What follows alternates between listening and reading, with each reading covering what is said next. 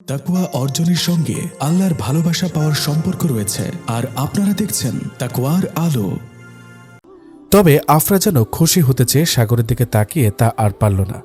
সাগর সুস্থ থাকলে এই খবরটা যেন তার জীবনের সবচেয়ে খুশির হতো। তবে যেখানে নিজের স্বামী মানসিক ভারসাম্যহীন, সেখানে এই ছোট্ট প্রাণীর কী বা নিশ্চিত অবস্থান আছে? সাগর এখন অনেকটা মানসিক ভারসাম্যহীন। সে এখন তার পরিবারের কাউকে তেমন চিনতে পারে না। তবে সবাইকে ভুলে গেলেও সিগারেটটা সেবন করতে সে কখনো ভুলে না। এমনও রাত যায় সারা রাত ঘরে বসে বসে সে সিগারেট সেবন করে। সিগারেটের বিষাক্ত ধোঁয়া যেন আফরার জীবনটাকে আরও বিষিয়ে তুলেছে ক্রমশ। আজকাল খাদিজা বেগমের ব্যবহারও আফরার প্রতি খুবই মর্মান্তিক হয়ে উঠছে, যা দিনকে দিন অসহনীয় হয়ে উঠছে। আগে দু একটা কথা শোনালেও যেন মুখের ভাষা ঠিক ছিল, তবে ইদানিং মুখে যা আসে তাই বলে গালিগালাজ করে, যেন আফরা এখন গর্ভবতী হয়নি, বরং সে বোবা হয়ে গেছে। এই তো আজ সকালেই ফজরের নামাজ পড়ে জায়নামাজে একটু চোখটা লেগে গিয়েছিল আফরার, তাই নাস্তা বানাতে একটু লেট হওয়ায় তার বড় ভাসুরের না খেয়ে অফিসে যেতে হয়। তাই এ নিয়ে খাদিজা বেগম যা নয় তা বলে গালিগালাজ করেছে আফরাকে। এক পর্যায়ে বাবা মা তুলে কথা বলায় আফরার ধৈর্যের সীমা অতিক্রম হওয়ায় সে খানিকটা রেগে গিয়ে জবাব দেয়, আপনি সবসময় আমার সাথে এমন আচরণ কেন করেন মা? মানুষ তো বাসার দাসীবাদীর সাথেও এমন আচরণ করে না। আফরার এই কথায় খাদিজা তার মোস্ট ট্যালেন্টিং ড্রামাটা ইউজ করল। তিনি বিলাপ জুড়ে দিয়ে বললেন, ও আল্লাহ, আমি এই কাকে বিয়ে করিয়ে আনলাম আমার ছেলের জন্য, যে কিনা বলে আমি তার ঘরে দাসীবাদী। হে আল্লাহ, আজ নিজের ঘরে নিজে দাসীবাদী হয়ে গেলাম আমি। সারা জীবন কষ্ট করে সংসার করেছিলাম ছেলের বউয়ের মুখ থেকে দাসীবাদী উপাধি পাওয়ার জন্য। এর চেয়ে বরং তুমি মাটি ভাগ করো, আমি এর ভেতরে ঢুকে যাই। শাশুড়ির চিৎকার শুনে ঘর থেকে বেরিয়ে এলো আফিয়া। এসে আফরাকে উদ্দেশ্য করে বলল, কি হয়েছে, কি বলেছ তুমি মাকে? শাশুড়ি এমন ঠাডা পড়া মিথ্যা কথায় যেন আকাশ থেকে পড়ল আফরা। তাই সে বিরক্ত হয়ে বলল, আমি কখন আপনাকে ঘরে দাসীবাদী বলেছি মা? আমি তো এ অবধি বলতেই আফরাকে থামিয়ে দিয়ে বলল আফিয়া, কি তুমি ওনাকে ঘরে দাসীবাদী বলেছ? তোমার তো সাহস কম না? যার টাকায় খাচ্ছ পড়ছো তাকেই বলছো চাকরানি? আমার শাশুড়ি দাসীবাদী না, দাসীবাদী তুমি। টাকার বিনিময়ে বিক্রি করেছে তোমাকে তোমার সৎ মা, বুঝলে? এখন এই বাড়িতে থাকতে গেলে কাজকর্ম করেই থাকতে হবে। এমনিতেও তোমার স্বামী কোনো কাজকর্ম করে না যে তার টাকায় ফুটানি মেরে চলবে তুমি। এখন খাচ্ছ তুমি, আর কিছুদিন পর খাবে তোমার সন্তান। তাই সন্তানের কথা ভেবে হলেও নিজের অবস্থান মেপে চলবে, বুঝেছ? এমন মিথ্যা অপবাদ আর তিক্ত কথাগুলো সহ্য করতে না পেরে আপনার বুক ফেটে কান্না চলে এলো। তাই সে কান্না করতে করতে দৌড়ে ঘরে চলে গেল। একদিকে সাগরের এমন অসুস্থতা, অন্যদিকে খাদিজা বেগম সহ পরিবারের সকলের এমন হিংস্রতা যেন আফরার বেঁচে থাকার ইচ্ছাটাকে নিঃশেষ করে দিচ্ছে দিনকে দিন। তাই সে ঘরে এসে বেলকনির গ্রিল আঁকড়ে অঝরে কাঁদতে কাঁদতে বলল, হে আল্লাহ, আমি চাইনি কখনো যে তোমার কোনো বান্দা আমাকে অসম্ভব ভালোবাসুক। তবে এটাও চাইনি যে তারা আমাকে অসম্ভব ঘৃণা করুক। আমি কি এমন করি যে তারা আমার প্রতি এত নিষ্ঠুর? আমি তো তাদের কোনো ক্ষতি করিনি, কখনো তাদের কোনো কাজে কোনো বাধা দিইনি। হে আল্লাহ, আমি জানি দুনিয়াটা জান্নাত নয়, তবে তুমি তো দুনিয়াটাকে জাহান্নামও বানাওনি, তাই না? হে আল্লাহ, জন্মের পরেই মাকে হারিয়েছি, কোনোদিন মায়ের মুখটাও দেখতে পাইনি। সৎ মায়ের সকল নির্যাতন সহ্য করেছি শুধুমাত্র তার কাছ থেকে একটু মায়ের স্নেহ পাওয়ার আশায়। তবে তিনি মাত্র কয়েক লক্ষ টাকার লোভে আমাকে বিক্রি করে দিয়েছেন এক বেদিন পরিবারের কাছে। হে রব, আমি না হয় সেদিন বাধ্য হয়ে রাজি হয়েছিলাম বিয়েটাতে, তবে তুমি তো দুনিয়ার কোনো কিছুতেই বাধ্য নও, তাই না? হে আল্লাহ, আমাকে না হয় আমার সৎমা বিক্রি করে দিয়েছে এদের কাছে, তাহলে তুমিও কি আমাকে বিক্রি করে দিয়েছ? না হয় বাঁচাও আমাকে এমন জুলুম থেকে, আর নয়তো ধৈর্য দাও। যতটা ধৈর্য পেলে এই কষ্টগুলোকে আর কষ্ট বলে মনে হবে না, ততটা ধৈর্য দাও আমার। হে রব। আচমকায় পেছন থেকে কারোর নরম কণ্ঠ ভেসে এলো, ভাবি। আফরা চমকে পেছনে ফিরে তাকিয়ে দেখল আনাবিয়া দাঁড়িয়ে আছে, তার চোখেও পানি টলমল করছে। আফরা আনাবিয়াকে দেখে দ্রুত চোখ মুছে ফেলল। আনাবিয়া কিছুটা এগিয়ে গিয়ে বলল, ভাবি, চোখ মুছে লাভ নেই, আমি সব শুনে ফেলেছি। কি বললে তুমি? তোমাকে জোর করে এখানে বিয়ে দেওয়া হয়েছে? তাহলে ওই টাকাগুলো, ওগুলো কে নিয়েছে?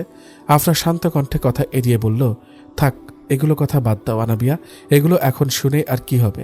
আনাবিয়া উত্তেজিত হয়ে বলল, না, তুমি বলো, আমি শুনতে চাই। কে নিয়েছে ওই টাকাগুলো?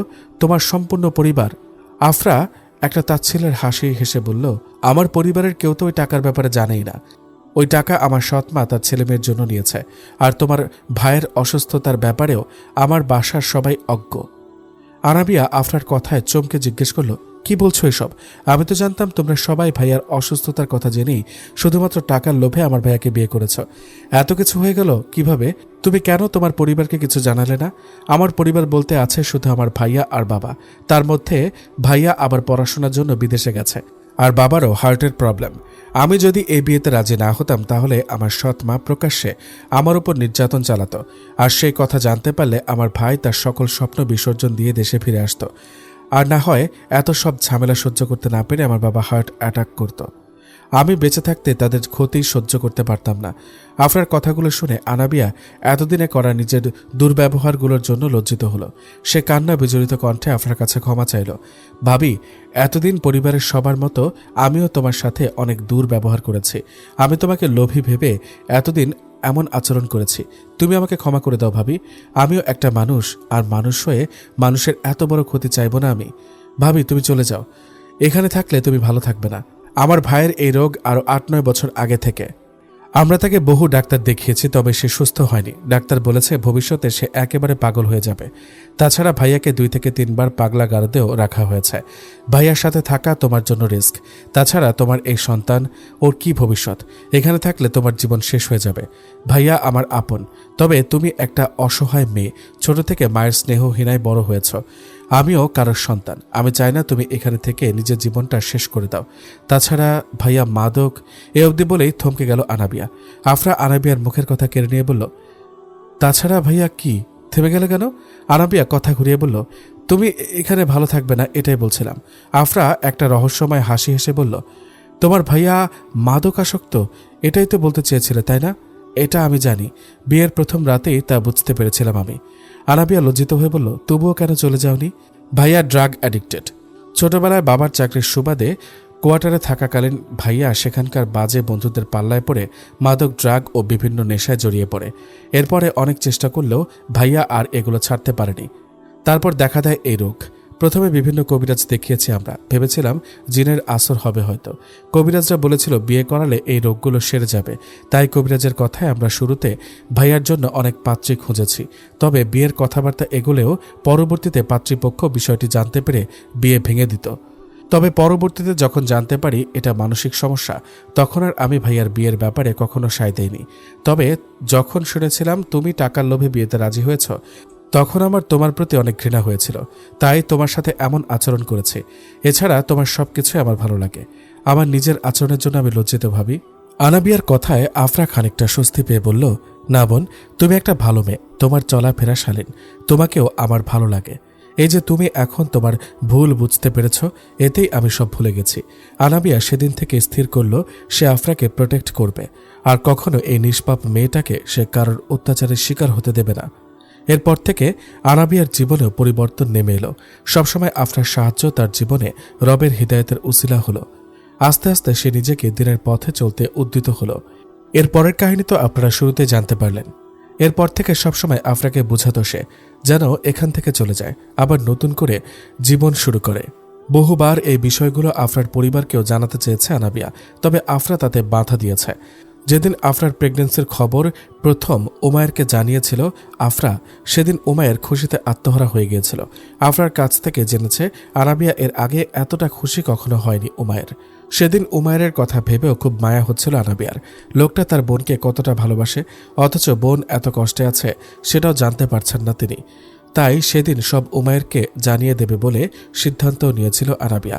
তবে আফরা তাকে বাধা দিয়ে রবের পরীক্ষায় সফলভাবে উত্তীর্ণ হওয়ার অপেক্ষায় ধৈর্য ধারণ করছিল।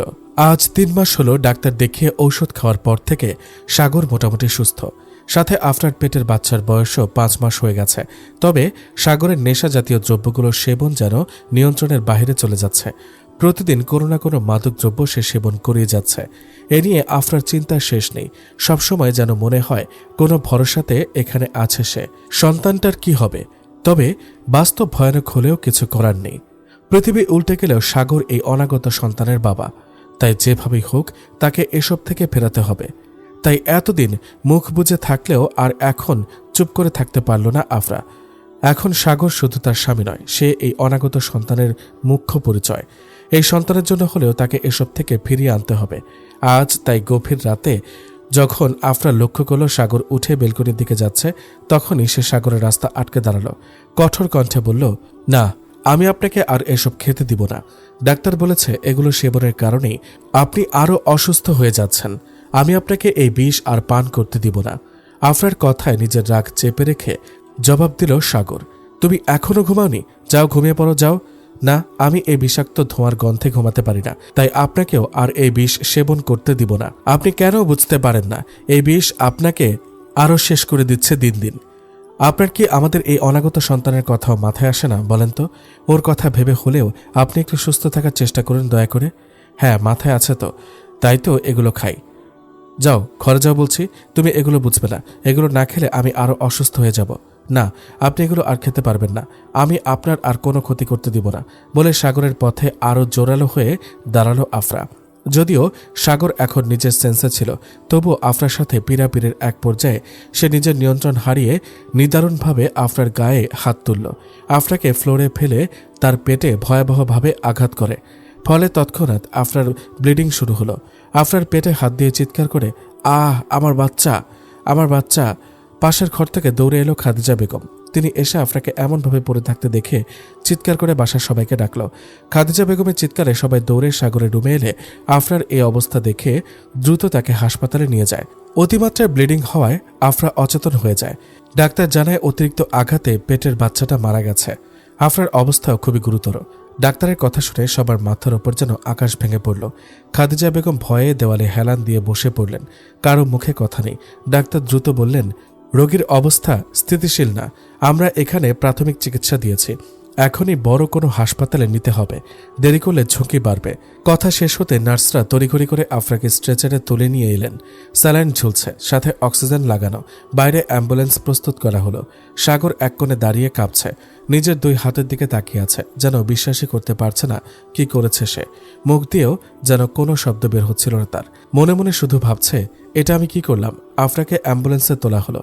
অ্যাম্বুলেন্সের দরজা বন্ধ হওয়ার আগে আনাবিয়া অশ্রুসিক্ত নয়নে আফরার কপালে হাত রেখে বলল, আল্লাহ তোমাকে বাঁচাবে ভাবি, আল্লাহ অবশ্যই তোমার সহায় হবে। ঢাকা মেডিকেলে পৌঁছানোর পর ইমার্জেন্সি টিম এক মুহূর্ত দেরি করল না। কয়েকজন ডাক্তার একসাথে আফরাকে নিয়ে ভেতরে ঢুকে গেল। দরজার বাইরে লালবাতি জ্বলে উঠল। সময় যেন থেমে গেল। করিডোরে বসে থাকা প্রতিটা মিনিট একটা বছরের মতো লাগছিল। কেউ কথা বলছে না। পরিবারের সবার মনে ভয়, যদি কিছু হয়ে যায়। অনেকক্ষণ পর অপারেশন থিয়েটারের দরজা খুলল। ডাক্তার বের হয়ে ধীর কণ্ঠে বললেন, দুঃখিত, আমরা সর্বোচ্চ চেষ্টা করছি। রোগীর অবস্থা গুরুতর। বাচ্চাটাকে বাঁচানো সম্ভব হয়নি। আমরা মাকে বাঁচানোর চেষ্টা করেছি, তবে এখনও সংকট কাটেনি। এখনই আমরা কোনো আশা দিতে পারছি না। সাগর মাথা নিচু করে বসে আছে। কথাগুলো শুনে খাদিজা বেগম ভয়ে আটকে উঠলেন। তিনি রাগান্বিত দৃষ্টিতে সাগরের দিকে তাকালেন। বাসার সকল সদস্যরা ক্ষিপ্ত হয়ে সাগরকে শাসালো। এমন নিরীহভাবে কেউ কাউকে মারে? কি এমন হয়েছিল যে এভাবে গর্ভবতী বউয়ের গায়ে হাত তুলতে হলো? এখন যদি কোনোভাবে মেয়েটা তার পরিবারকে সব বলে দেয়, তখন তো গোষ্ঠীশুদ্ধ গলায় দড়ি দিয়ে হাজতের ভাত খাওয়াবে ওরা। এগুলো বুঝলি না তুই? এখন তো মোটামুটি সুস্থই আছিস তুই। আল্লাহ আল্লাহ কর যেন কেউ জানতে না পারে। আনাবিয়া হসপিটালে আসার আগে থেকে সেই যে কেঁদে যাচ্ছে আর মনে মনে শুধু আল্লাহকে ডাকছে যেন আফরার কিছু না হয়। তবে তৎক্ষণাৎ ডাক্তারের মুখ থেকে এ কথা শুনে তার অন্তরাত্মা জাগান দিল, না, এবার তার পরিবারকে সব জানানোর প্রয়োজন। না হয় কোনো অঘটন ঘটে গেলে আমরা তার পরিবারকে কি জবাব দিব? তাই সে এ বিষয়ে পরিবারের কাউকে কিছু না জানিয়েই আফরার ফোন থেকে দ্রুত ডায়ালে থাকা হালিমা খাতুনকে কল করল। এত রাতে আফরার কল দেখে খানিকটা চিন্তিত হলো হালিমা। তড়িঘড়ি করে কল রিসিভ করে সালাম দিতে ওপাশ থেকে অন্য একটা কণ্ঠে সালামের জবাব এলো। কণ্ঠটা অন্য জনের। বুঝতে পেরে চিন্তা আরও দ্বিগুণ বেড়ে গেল হালিমার। আনাবিয়া বিষয়টি বলবে কি বলবে না ভেবেও আফরার অবস্থার কথা ভেবে বলেই ফেলল, আন্টি, আমি আনাবিয়া, আফরা ভাবির ছোট ননদ। আপনার সাথে একটা জরুরি কথা ছিল। এত রাতে আফরার ননদের কল, তাও আবার আফরার ফোন থেকে দেখে হালিমা চিন্তিত হলো। তাই গভীর আগ্রহে বলল, জি বলো। আফরা ঠিক আছে তো? আনাবিয়া কম্পিত কণ্ঠে আটকে আটকে জবাব দিল, আন্টি, ভাবির একটা অ্যাক্সিডেন্ট হয়েছে। আমরা তাকে হাসপাতালে ভর্তি করেছি। ডাক্তার বলেছে খুবই সিরিয়াস কন্ডিশনে আছে সে। কথাটা শুনে হালিমা কম্পিত কণ্ঠে জবাব দিল, কি হয়েছে আফরার? ও ঠিক আছে তো? আনাবিয়া কান্না জড়িত কণ্ঠে জবাব দিল, না, ঠিক নেই আন্টি, আপনারা দ্রুত আসুন। বলে তাকে হসপিটালের লোকেশন দিল। কল কেটে হালিমা চিৎকার করে কাঁদতে কাঁদতে বলল, হায় আল্লাহ, এ কি অঘটন ঘটে গেল। এই জাইফের বাবা।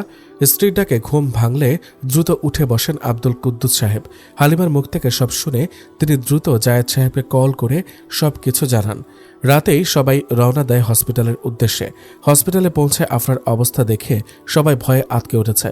হঠাৎ এমন অবস্থা কি করে হলো জানতে চাইলে খাদিজা বেগম ভয়ে ভয়ে জবাব দিলেন, পা পিছলে টয়লেটে খুব জোরে পড়ে যাওয়ায় এই অবস্থা হয়েছে। মাকে এমন মিথ্যা কথা বলতে শুনে আনাবিয়া অবাক হয়ে খাদিজা বেগমকে ইশারায় ফিসফিসিয়ে বলল, কি বলছো এসব আম্মা? খাদিজা বেগম মেয়ের হাতে ধাক্কা দিয়ে থামিয়ে দিলেন। মায়ের ইশারায় আনাবিয়া চুপ রইল। পা পিছলে পড়ে গিয়ে আফরার এমন অবস্থা হয়েছে, কথাটা যেন হালিমা খাতুনের ঠিক বিশ্বাস হতে চাইল না। তাই তিনি তীক্ষ্ণ দৃষ্টিতে খাদিজা বেগমের দিকে তাকিয়ে রইলেন। হালিমার এমন তীক্ষ্ণ দৃষ্টি যেন রহিমা বেগমকেও কাঁপিয়ে তুলল। রহিমা ও খাদিজা একে অপরের দিকে তাকিয়ে মনে মনে ভয় কুকড়ে উঠছে, এবার না জানি সব সত্যি ফাঁস হয়ে যায়। জায়েদ সাহেব আর আব্দুল কুদ্দুস সাহেবও চিন্তিত হয়ে পায়চারি করছেন হসপিটালের করিডোরে। জায়েদ সাহেবের মনে বারবার ভেসে উঠছে ভয়ানক রাতের সে দৃশ্য, যেদিন আফরাকে জন্ম দিতে গিয়ে শেষ নিঃশ্বাস ত্যাগ করেছিল তার প্রাণপ্রিয় স্ত্রী আয়েশা।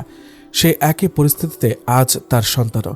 মায়ের সেই পরিণতি যেন মেয়ের না হয় এই দোয়াই অনবরত করে যাচ্ছেন তিনি। মেয়ের এই করুণ পরিণতি যেন তার কলিজাকে ছিন্ন বিচ্ছিন্ন করে দিচ্ছে। তবে বাবা হিসেবে নিজেকে শক্ত রাখা ছাড়া আর কোনো উপায় নেই তার। তাই একমনে শুধু আল্লাহকে ডেকে যাচ্ছেন তিনি। বেঁচে থাকতে যেন স্ত্রীর মতো সন্তানের লাশও দেখতে না হয় তার। আফরাকে এখনও আইসিইউতে রাখা হয়েছে, তাই হাসপাতালের করিডোরে বসেই সবাই রাতটা কোনো রকমে পার করে।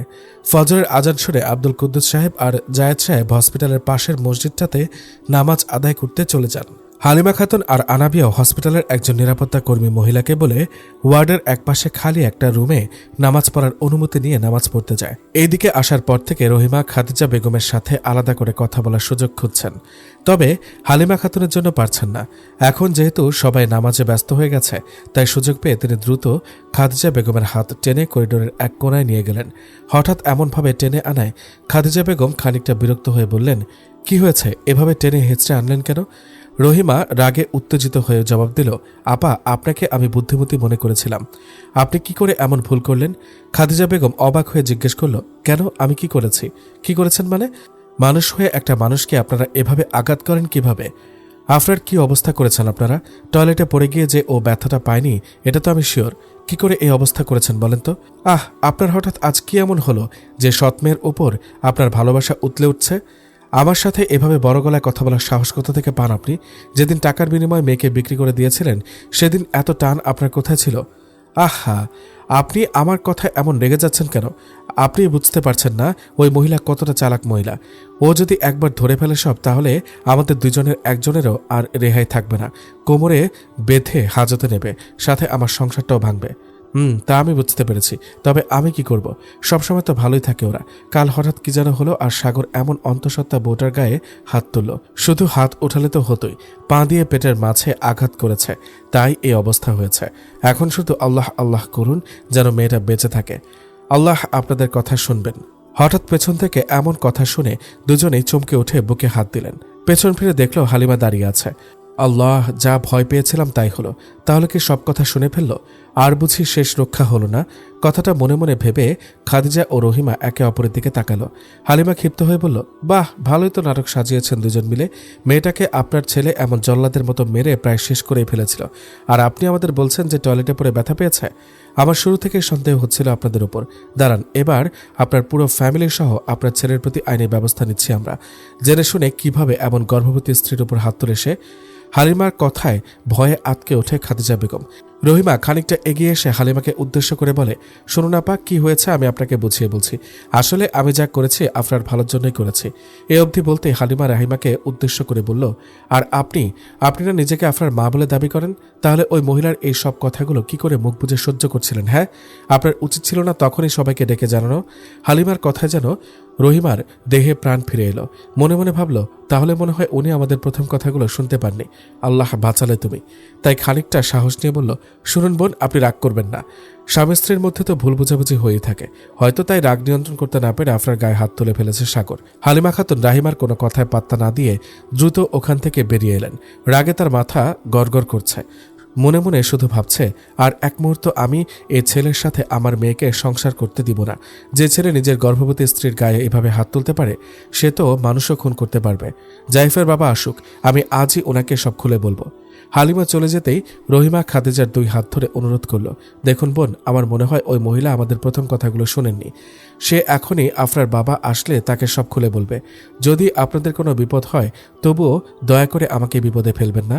আমি আপনার কাছে অনুরোধ করছি বোন, না হয় আমার সংসারটা ভেঙে যাবে। আফরার বাবা আমাকে আর আমার ছেলে মেয়ে দুটোকে বের করে দিবে। দয়া করে আমার ক্ষতি করবেন না। খাদিজা বেগম রহিমার কথায় বিরক্ত হয়ে তার হাত ছাড়িয়ে নিয়ে বলল, পরেরটা পরে দেখা যাবে, আগে চলুন এখন দেখি কি করা যায় বলে ছুটে গেল। কিছুক্ষণ পর জায়েদ সাহেব ও আব্দুল কুদ্দুস সাহেব মসজিদ থেকে ফিরে এলেই হালিমা খাতুন নির্দ্বিধায় তাদেরকে সব খুলে বললেন।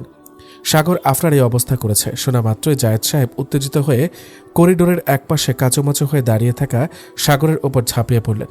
উনি দৌড়ে গিয়ে সাগরের শার্টের কলারটা ধরে তার গালে সজোরে ঘুষি বসালেন। পাশ থেকে আব্দুল কুদ্দুস সাহেব সহ আশেপাশের লোকেরা তাকে ফিরালো। ছেলের গায়ে হাত তুলতে দেখে খাদিজা বেগম বিলাপ জুড়ে দিলেন। হঠাৎ এভাবে উত্তেজিত হওয়ায় জায়েদ সাহেবের বুকে ব্যথা শুরু হলো। তিনি বুক চেপে ধরে ওয়েটিং স্পেসে বসে পড়লেন। জায়েদ সাহেবের অবস্থা বেগতিক দেখে হালিমা খাতুন কাঁদতে কাঁদতে আব্দুল কুদ্দুস সাহেবকে উদ্দেশ্য করে বললেন, কি গো, আর অপেক্ষা করা যাবে না, আপনি এক্ষুনি উমায়েরকে কল করুন। পরিবারের এই পরিস্থিতিতে তার এখানে থাকা প্রয়োজন। আপনার অবস্থা ভালো না, আল্লাহ না করুক মেয়েটা যদি কিছু হয়ে যায় তখন আমরা ছেলেটাকে কি জবাব দেব? আপনি আর অপেক্ষা করবেন না, এক্ষুনি উমায়েরকে কল করুন। কি? কিন্তু এই খবর শুনলে তো উমায়ের এখনই রওনা দিবে, ওর যে সামনে পরীক্ষা। আহা, বোনের জীবনের চেয়ে তো আর পরীক্ষা বড় না। স্ত্রীর কথায় আব্দুল কুদ্দুস সাহেব জায়েদ সাহেবের দিকে দৃষ্টিপাত করলেন। জায়েদ সাহেব খানিকটা শান্ত হয়ে ঘন ঘন নিঃশ্বাস নিয়ে বললেন, হ্যাঁ তাই করুন, তাই করুন। খাদিজা বেগম সাগরকে আঁকড়ে ধরে দূরে দাঁড়িয়ে আছেন। ভয়ে আর কিছু বলতেও পারছেন না তিনি। তবে পাশ থেকে সাগরের বড় ভাইয়ের বউ আফিয়া এগিয়ে এসে বলল, আঙ্কেল, আগে ব্যাপারটা এত বড় না করলে ভালো হতো না? রাগের মাথায় সাগর এই কাজ করে ফেলেছে, তবে সে এখন এই কাজের জন্য অনুতপ্ত। প্লিজ আপনারা একটু মাথা ঠান্ডা করে ভেবে দেখুন। আফিয়ার কথায় হালিমা বেগমের মাথা গরম হয়ে গেল। তাই সে রাগে গড়গড় করতে করতে বললেন, কি? আমাদের মেয়েকে প্রায় মেরে ফেলে তারপর আপনাদের ছেলে তার ভুল বুঝতে পেরেছে? আপনারা কি মানুষ বলুন তো? যখন আপনাদের ছেলে জানোয়ারের মতো ওই অন্তঃসত্ত্বা মেয়েটাকে মারছিল তখন আপনারা কোথায় ছিলেন? আর একটা কথাও বলবেন না আপনারা। হালিমার কথায় সায় দিয়ে জায়েদ বলল, ঠিক বলেছেন, দাঁড়ান, এদের বিরুদ্ধে আইনি পদক্ষেপ না নিলে এরা ঠিক হবে না। দাঁড়ান, আমি এক্ষুনি পুলিশে খবর দিচ্ছি। পুলিশে খবর দেওয়ার কথা শুনে খাদিজা বেগম নিজের হুঁশ হারিয়ে ফেললেন। ঘোরের বসে দৌড়ে এসে জায়েদ সাহেবকে অনুরোধ করে বললেন, না না, দয়া করে পুলিশে খবর দেবেন না।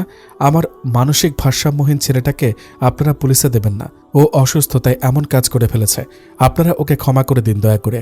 আফিয়া দ্রুত নিজের শাশুড়িকে থামিয়ে দিয়ে তার হাত ধরে টেনে দূরে নিয়ে এলো। কি করলেন এটা মা আপনি? সব বলে দিলেন? খাদিজা বেগমের কথায় যেন জায়েদ সাহেব সহ বাকি সকলের মাথায় আসমান ভেঙে পড়ল। জায়েদ সাহেবের হাত পা অবশ হয়ে এলো। হাতে থাকা মোবাইলটা মেঝেতে পড়ে গেল। হালিমা আর আব্দুল কুদ্দুস সাহেবও চরম অবাক হলেন। হালিমা ভাঙা কণ্ঠে জিজ্ঞেস করলেন, কি বললেন এটা? আপনার ছেলে মানসিক ভারসাম্যহীন? হালিমার প্রশ্নের জবাবে আফিয়া এগিয়ে এসে বলল, না না আন্টি, মা ভয়ে ঘাবড়ে গিয়ে কি নাকি উল্টাপাল্টা বলে ফেলেছে। এবার পেছনে দাঁড়িয়ে থাকা আনাবিয়া আর নিজেকে সংযত করে রাখতে পারল না, চেঁচিয়ে বলে ফেলল, থাক না ভাবি, আর কত মিথ্যা কথা বলবে। আন্টি, আমি সত্যিটা বলছি। আনাবিয়ার কথায় রহিমার অন্তরাত্মা পর্যন্ত কেঁপে উঠল। মনে মনে প্রার্থনা করতে লাগলো, আল্লাহ বাঁচাও, আমি বোধহয় আজকে শেষ। তখনই আনাবিয়া বলল, আমার ভাইয়ের মাথায় সমস্যা, সে বাইপোলার ডিসঅর্ডার রোগে আক্রান্ত, মানে মানসিক ভারসাম্যহীন। সে বছরের বেশিরভাগ সময় পাগল থাকে, আর পাগল বলে ভাবিকে গর্ভবতী অবস্থাতে ওভাবে মেরেছে। তাই আমার ভাইকে পুলিশে দিয়ে কোনো লাভ নেই। যদি কাউকে পুলিশে দিতে চান তাহলে সেটা আমার মা আর আপনার স্ত্রী রহিমা বেগমকে দিন। আনাবিয়ার কথায় রহিমা আতঙ্কিত হয়ে এগিয়ে এসে বলল, মা এসব কি বলছো তুমি? চুপ করো। খাদিজা বেগমও রাগে ক্ষোভে নিজের মেয়ের দিকে তাকালো, তবে সবার ভয়ে কিছু বলতে পারল না। রহিমাকে এক ধমকে চুপ করিয়ে দিলেন জায়েদ সাহেব। এই মহিলা, তুমি চুপ করো। এই মেয়ে, তুমি কি বলছো? রহিমাকে কেন পুলিশে দেব? আনাবিয়া নিজের মায়ের মুখশ্রীতে আরও একবার দৃষ্টিপাত করে আর কোনো দ্বিধা না করে বলল, আঙ্কেল, আপনার স্ত্রী টাকার লোভে জেনে শুনে আফরা ভাবিকে আমার অসুস্থ ভাইয়ের কাছে বিয়ে দিয়েছে। আমি ভাবির কাছ থেকে জেনেছি ভাবি বিয়েতে রাজি না হওয়ায় তিনি ভাবির উপর শারীরিক ও মানসিক নির্যাতন করে তাকে বিয়েতে মত দিতে বাধ্য করেছেন। এর বিনিময়ে তিনি আমার মায়ের থেকে 3 থেকে 4 লক্ষ টাকা আদায় করেছেন, আর এই টাকা তিনি নিয়েছেন নিজের ছেলের মেয়ের ভবিষ্যতের জন্য। কথাগুলো একদমে বলে শেষ করল আনাবিয়া। আনাবিয়ার কথায় জায়েদ সাহেব অশ্রুসিক্ত নয়নে রহিমার দিকে তাকালেন। তিনি মুখের ভাষা হারিয়ে ফেলেছেন। রহিমাও মাথা নিচু করে আছে। জায়েদ সাহেব চোখের জল ফেলে অসহায়ের মতো প্রশ্ন করল রহিমাকে, আহ, এত লোভ তোর রহিমা, এত লোভ! নিজের সন্তানদের জন্য তুই আমার মা মরা মেয়েটার জীবনটাকে এভাবে শেষ করে দিলি। কি ক্ষতি করেছিল আমার ওই অসহায় মেয়েটা তোর? বল, কি ক্ষতি করেছিল তোর? আমি তো তোর সন্তানদের খরচা বহন করতাম, তাহলে কেন করলি তুই আমার এত বড় ক্ষতি? বল, কেন করলি এমন? বলে তিনি কান্নায় ভেঙে পড়লেন। নিজের অবস্থান বেগতিক বুঝতে পেরে রহিমা দ্রুত দৌড়ে গিয়ে জায়েদ সাহেবের পায়ে পড়লেন। তারপর কাঁদতে কাঁদতে বললেন, আমাকে তুমি ক্ষমা করে দাও। আমি সত্যি বলছি, আমি আফরার খারাপ চাইনি। আমি লোভে পড়ে টাকা নিয়েছিলাম ঠিকই, তবে ছেলে অসুস্থ হলেও টাকাওয়ালা ভেবে আমি আফরাকে বিয়ে দিয়েছি। ভেবেছিলাম আফরা সুখে থাকবে। বিশ্বাস করো গো, আমি আফরার ভালো চেয়েছি। রহিমার কথায় একটানে জায়েদ নিজের পা সরিয়ে নিল। রাগে উত্তেজিত হয়ে রহিমাকে তুলে তার গালে সজোরে একটা চর বসালো। রহিমা নিজের গালে হাত দিয়ে দাঁড়িয়ে রইল। জায়েদ সাহেব শক্ত কণ্ঠে বলল, খারাপ মহিলা, তুই এক্ষুনি আমার চোখের সামনে থেকে চলে যা। তোকে আমি তালাক দেব। তোর ভাত শেষ আমার ঘরে। স্বামীর মুখ থেকে এই কথা শুনে রহিমা চিৎকার করে কেঁদে উঠে বলল, না না না না, আমার সাথে এমন কাজ করো না, তুমি দয়া করো আমার ওপর। জায়েদ সাহেব ক্ষিপ্ত হয়ে আব্দুল কুদ্দুস সাহেবের হাত থেকে ফোনটা কেড়ে নিয়ে উমায়ের কাছে কল দিল। এত সকালে আব্দুল কুদ্দুস সাহেবের কল পেয়ে উমায়ের কিছুটা ঘাবড়ে গেল। মনে মনে ভাবল, এত সকালে ভালো আব্বু কল করেছেন, কোনো বিপদ হলো না তো? তাই দ্রুত কল ব্যাক করে ফোনটা কানে ধরে সালাম দিয়ে জিজ্ঞেস করল, সব ঠিক আছে তো আব্বু? জায়েদ সাহেব ছেলের কণ্ঠ শুনতে পেয়ে আবার ফুপিয়ে কেঁদে উঠলেন। তারপর কান্নারত কণ্ঠেই সালামের জবাব দিয়ে বললেন, হ্যাঁ রে বাবা, অনেক কিছু হয়ে গেছে। তুই আজই দেশে চলে আয়। আমার মেয়েটা যে মরে যাচ্ছে। বাবার কথায় উমায়ের শ্বাস বন্ধ হওয়ার উপক্রম। বিচলিত হয়ে জিজ্ঞেস করল, আফরার কি হয়েছে আব্বা? আমার বোন ঠিক আছে তো? ওর কি হয়েছে আব্বা বলুন? জায়েদ সাহেব কান্নায় ভেঙে পড়লেন। তিনি আর কিছু বলতে পারলেন না। জায়েদ সাহেবের অবস্থা বুঝতে পেরে আব্দুল কুদ্দুস সাহেব ফোন হাতে নিলেন। তারপর শান্ত কণ্ঠে বললেন, উমায়ের শান্ত হও বাবা, ভয় পেও না, কিচ্ছু হয়নি আফরার। ও একটু অসুস্থ, তুমি যত দ্রুত পারো দেশে চলে আসো। উমায়ের আর বুঝতে বাকি রইল না যে আফরার খারাপ কিছু হয়েছে। তাই সে অস্থির হয়ে বলল, আব্বু, আমার বোনটার কিছু হয়নি তো?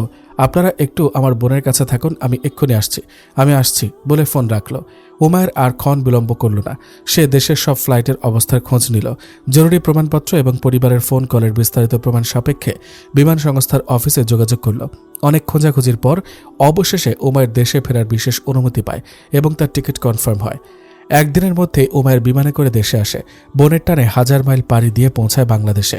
বিমানবন্দরে নেমে কোনো রকমে একটা সিএনজি ভাড়া করে সে ছুটে যায় হাসপাতালের উদ্দেশ্যে।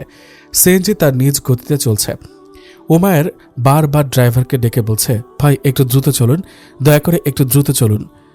কিছুদূর যাওয়ার পর একজন লোক গাড়ি থামাতে সিগন্যাল দিল। সিগন্যাল পেয়ে ড্রাইভার গাড়ি থামালো। লোকটি উমায়ের পাশে উঠে বসল। পেছন থেকে উমায়ের ড্রাইভারকে ডেকে বলল, ভাই আমি আপনাকে সম্পূর্ণ ভাড়া দিয়ে দিব, তবু আপনি আর গাড়ি থামাবেন না, দয়া করে একটু দ্রুত চলুন। এবার উমায়ের কথায় ড্রাইভার বিরক্ত হয়ে বলল, আর কত জোরে চালাইতাম ভাই? আরও জোরে চালালে তো পরে অ্যাক্সিডেন্ট হইব। আপনার এত তাড়া থাকলে আপনি অন্য গাড়ি ধরেন। ড্রাইভারের কথায় উমায়ের পাশে বসা লোকটি খানিকক্ষণ উমায়ের দিকে লক্ষ্য করে বুঝলেন নিশ্চয়ই লোকটি কোনো বিপদে পড়েছেন।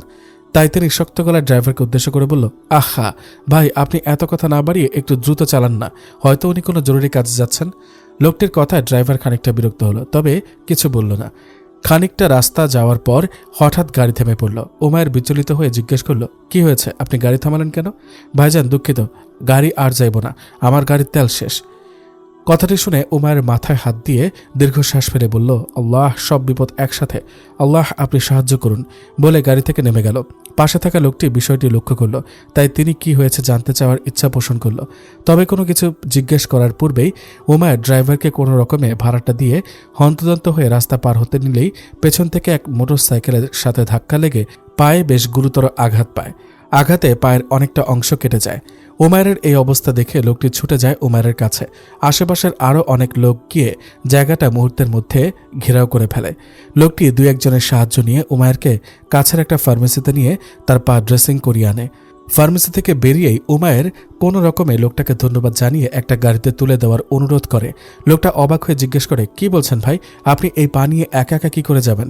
তখন থেকে লক্ষ্য করছি আপনি খুবই বিচলিত, আর এ কারণে এমন দুর্ঘটনা ঘটল। আপনি এত অস্থির হচ্ছেন কেন? আপনি কি কোনো বিপদে পড়েছেন? সমস্যা না থাকলে আমাকে জানাতে পারেন, আমি আপনাকে সাহায্য করব ইনশাআল্লাহ। এবার কোনো উপায় না পেয়ে উমায়ের লোকটাকে বলল, হ্যাঁ, আমার বোন খুবই অসুস্থ, হাসপাতালে ভর্তি। আমি আজ বিদেশ থেকে এসেছি, এখন আমি তার কাছে হাসপাতালে যাচ্ছিলাম। উমায়ের কথায় লোকটা তাকে আশ্বস্ত করে বলল, জি বুঝতে পেরেছি, আপনি টেনশন করবেন না, আমি আপনাকে পৌঁছে দেব হাসপাতালে। আর এমনিতেও এই অবস্থাতে আপনি একা যেতে পারবেন না। লোকটির কথায় সায় দিল উমায়ের। লোকটি দ্রুত একটা উবার ভাড়া করে উমায়েরকে নিয়ে হাসপাতালের উদ্দেশ্যে রওনা দিল। প্রায় 2 ঘন্টা পরে গাড়ি এসে হাসপাতালের সামনে থামল। লোকটি নিজের পকেট থেকে ভাড়া বের করে দিতে চাইলে উমায়ের তাতে বাধা দিল। লোকটি উমায়ের বাধা প্রত্যাখ্যান করে নিজেই ভাড়া দিল। তারপর উমায়েরকে নিয়ে হাসপাতালের ভেতরে প্রবেশ করল। উমায়ের আব্দুল কুদ্দুস সাহেবকে ফোন করে জেনে নিল আফরা কত নাম্বার ওয়ার্ডে আছে। কিছুক্ষণের ভেতরে উমায়ের সেই ওয়ার্ডে পৌঁছে গেল। আফরার অবস্থায় বেগতিক শুনে ময়মনসিংহ থেকে জাইফ এবং জাইফা সেই দুপুরে রওনা দিয়েছিল, তবে রাস্তা জ্যাম থাকার কারণে মাত্রই এসে পৌঁছালো। তাই তাদেরকে এগিয়ে আনতে গিয়েছেন জায়েদ সাহেব আর আব্দুল কুদ্দুস সাহেব। তারা বাহিরে থাকায় হালিমা খাতুন উমায়েরকে দেখে দৌড়ে এগিয়ে এলেন। উমায়ের পায়ের এই অবস্থা দেখে তিনি বিচলিত হয়ে উঠলেন। উত্তেজিত হয়ে জিজ্ঞেস করলেন, তোমার পায়ে কি হয়েছে বাবা? পায়ে ব্যান্ডেজ করা কেন? হালিমা খাতুনকে দেখে উমায়ের পাশে থাকা লোকটি শান্ত ভঙ্গিতে জবাব দিল, আন্টি, আপনি টেনশন করবেন না, ওনার কিছু হয়নি। রাস্তা পার হওয়ার সময় গাড়ির সাথে ধাক্কা লেগে পাটা একটু কেটে গেছে। লোকটির কথা শুনে হালিমা প্রশ্ন করল, কিন্তু তুমি কে বাবা? ছেলেটি নম্র কণ্ঠে জবাব দিল, জি, আমার নাম আব্দুল্লাহ আল মাহবীর। তো বাবা, তুমি কি উমায়ের বন্ধু? ওর সাথে বিদেশ থেকে এসেছ? সরল কণ্ঠে প্রশ্ন করল হালিমা। মাহবীর মুখে একটা মুচকে হাসি ফুটিয়ে জবাব দিল, না আন্টি, আমি ঢাকায় থাকি। ওনার পায়ের ওই অবস্থা দেখে ওনাকে পৌঁছে দিতে এসেছি। উমায়ের অস্থির হয়ে জিজ্ঞেস করল, আম্মু, আফরা কোথায়? আমি আফরাকে দেখব বলে খানিক দূরে দাঁড়িয়ে থাকা সাগর ও তার পরিবারের সদস্যর দিকে দৃষ্টিপাত করল। দূর থেকে উমায়েরকে সেই তখন থেকে লক্ষ্য করছে আনাবিয়া। মনে মনে ভাবছে, তাহলে উনি আফরা ভাবির ভাই। আল্লাহ, প্রাণের চেয়েও প্রিয় বোনের এই অবস্থা তিনি কিভাবে সহ্য করবেন? আল্লাহ, তুমি ভাবিকে সুস্থ করে দাও, আর ওনাকেও ধৈর্য ধারণের তৌফিক দাও মাবুদ। রহিমা বেগমও দৌড়ে দাঁড়িয়ে এতক্ষণ উমায়েরকে লক্ষ্য করছিলেন। সাহস করে এগিয়ে যেতে পারছিলেন না ভয়ে। তবে এখন সাগরকে ইশারা দিয়ে বললেন উমায়ের সাথে গিয়ে কথা বলার জন্য। রহিমার ইঙ্গিত বুঝতে পেরে খাদিজাও সাগরকে ফিসফিসিয়ে বলল যেতে। মায়ের কথায় সাগর ভয়ে ভয়ে এগিয়ে গিয়ে উমায়ের সাথে কুশল বিনিময় করল। সাগরকে প্রথমে না চিনলেও পরবর্তীতে হালিমা খাতুন ইশারায় তাকে জানান দিল এটাই আফরার স্বামী সাগর। সাগরের লেবাস ভঙ্গিমা দেখে উমায়ের অবাক হলো। মনে মনে খানিকটা আফসোস হলো আফরার জন্য। কত আশা করেছিল সে বোনটাকে একজন দিনদার মানুষের হাতে তুলে দিবে। তবে এখন আর এসব ভাবলে কি? সবেমাত্র উমায়ের দেশে ফিরেছে, তাই প্রথমে তাকে এসব ব্যাপারে কিছু বললেন না হালিমা। সাগরকে দেখে মাহবীর যেন খানিকটা হকচকে উঠল। সে কি বলবে না বলবে বুঝে উঠতে পারল না, তাই উমায়েরকে উদ্দেশ্য করে প্রশ্ন করল, উনি কে? উমায়ের শান্ত গলায় জবাব দিল, ওই আমার বোনের হাজব্যান্ড। উমায়ের জবাবে যেন আতকে উঠল মাহবীর। এক মুহূর্তে যেন তার চোখে যেন কিছু দৃশ্য ভেসে উঠল। আহা, এটা কি করে সম্ভব? উনি তো বলল উনি বিদেশে ছিলেন, তাহলে কি উনি এসব জানতেন না? এখন এসব ওনাকে কি করে বলি আমি? না, এখন এসব বলা ঠিক হবে না। পরিস্থিতি কিছুটা স্বাভাবিক হওয়া প্রয়োজন। তাই সে আর কোনো কথা না বাড়িয়ে উমায়ের সাথে পুনরায় কুশল বিনিময় করে তাকে তার ভিজিটিং কার্ডটা দিয়ে বিদায় নিল। যাওয়ার সময় উমায়ের কৃতজ্ঞচিত্ত কণ্ঠে মাহবীরকে জড়িয়ে ধরে বলল, ভাই, আপনার কাছে আমি ঋণী হয়ে গেলাম। মাহবীরও হেসে জবাব দিল, সমস্যা নেই ভাই, আমি এখানে কাছেই থাকি, আমি কাল এসে দেখা করে যাব আবার ইনশাআল্লাহ। উমায়ের কৃতজ্ঞতা জ্ঞাপন করে বলল, আল্লাহ আপনাকে উত্তম জাযা দিবেন ইনশাআল্লাহ, আমাকে আপনি ঋণী করে দিলেন। উমায়ের কথায় একগাল হেসে জবাব দিল মাহবীর, সমস্যা নেই, আল্লাহ চাইলে কোনো এক সময় এই ঋণ পরিশোধ করে দিয়েন। তারপর মাহবীর বিদায় নিল। কিছুক্ষণ পর জায়েদ সাহেব ও আব্দুল কুদ্দুস সাহেব এলেন। দূর থেকেই উমায়েরকে দেখে যেন পা থমকে গেল জাইফার। এতক্ষণ বেশ দ্রুত গতিতে হেঁটে এলেও এখন যেন পা সামনে এগোতে চাচ্ছে না তার। আজ বহু মাস পর উমায়েরকে সামনাসামনি ভাবে দেখেছে সে, তাই এক পলক চোখ পড়তেই দ্রুত গতিতে চোখটা সরিয়ে নিল। উমায়েরকে দেখে জায়েদ সাহেব আরও কান্নায় ভেঙে পড়লেন। তিনি উমায়েরকে জড়িয়ে ধরে কান্না বিজড়িত কণ্ঠে বললেন, বাবা, আপনার অবস্থা ভালো না, ওকে আইসিইউতে রাখা হয়েছে। 48 ঘন্টা হয়ে গেছে, তবে এখনও ওর জ্ঞান ফেরেনি। উমায়ের উত্তেজিত হয়ে কেঁদে বলল, কি করে হয়েছে ওর এই অবস্থা আব্বা? এতক্ষণ বহু কষ্টে নিজেকে সামনে রাখলেও এখন পাশ থেকে হালিমা খাতুন বলেই ফেললেন, অনেক কাহিনী বাবা। তোমার ওই সৎমা আর আফরার শাশুড়ি মিলে ষড়যন্ত্র করে জেনে শুনে মেয়েটাকে টাকার লোভে ওই পাগল ছেলেটার কাছে বিয়ে দিয়েছে। মানসিক ভারসাম্যহীন ওই পাগল আফরাকে মেরে ওর এই অবস্থা করেছে রে বাবা। আমার মেয়েটাকে প্রায় মেরেই ফেলেছে। ওই মহিলা আমার মেয়েটার ওপর জুলুম করে মেয়েটাকে বিয়েতে রাজি করেছে বলে মুখ চেপে কেঁদে ফেললেন হালিমা খাতুন। আব্দুল কুদ্দুস সাহেব রাগান্বিত হয়ে ধমক দিয়ে থামিয়ে দিলেন হালিমা খাতুনকে। চুপ করো হালিমা, এখনই কেন এসব কথা বলছো ওকে? হালিমা খাতুনের কথায় মাথায় হাত দিয়ে বসে পড়ল উমায়ের। এক বিপদের জন্য দেশে ফিরে একসাথে আবার এতগুলো বিপদের কথা যেন শুনে নিজের স্থানে থমকে গেল সে। নিজের স্থানে স্থির থেকেই বলল, এ কি বলছেন আপনি আম্মা? আমার বোনটার সাথে এত কিছু হয়ে গেল আর আমি কিছুই জানলাম না? আমার বোনটা এতদিন এত নরক যন্ত্রণা একা একা ভোগ করেছে বলে দুটো হাত দিয়ে মুখটা ঢেকে মাথা নিচে করে কান্নায় ভেঙে পড়ল উমায়ের।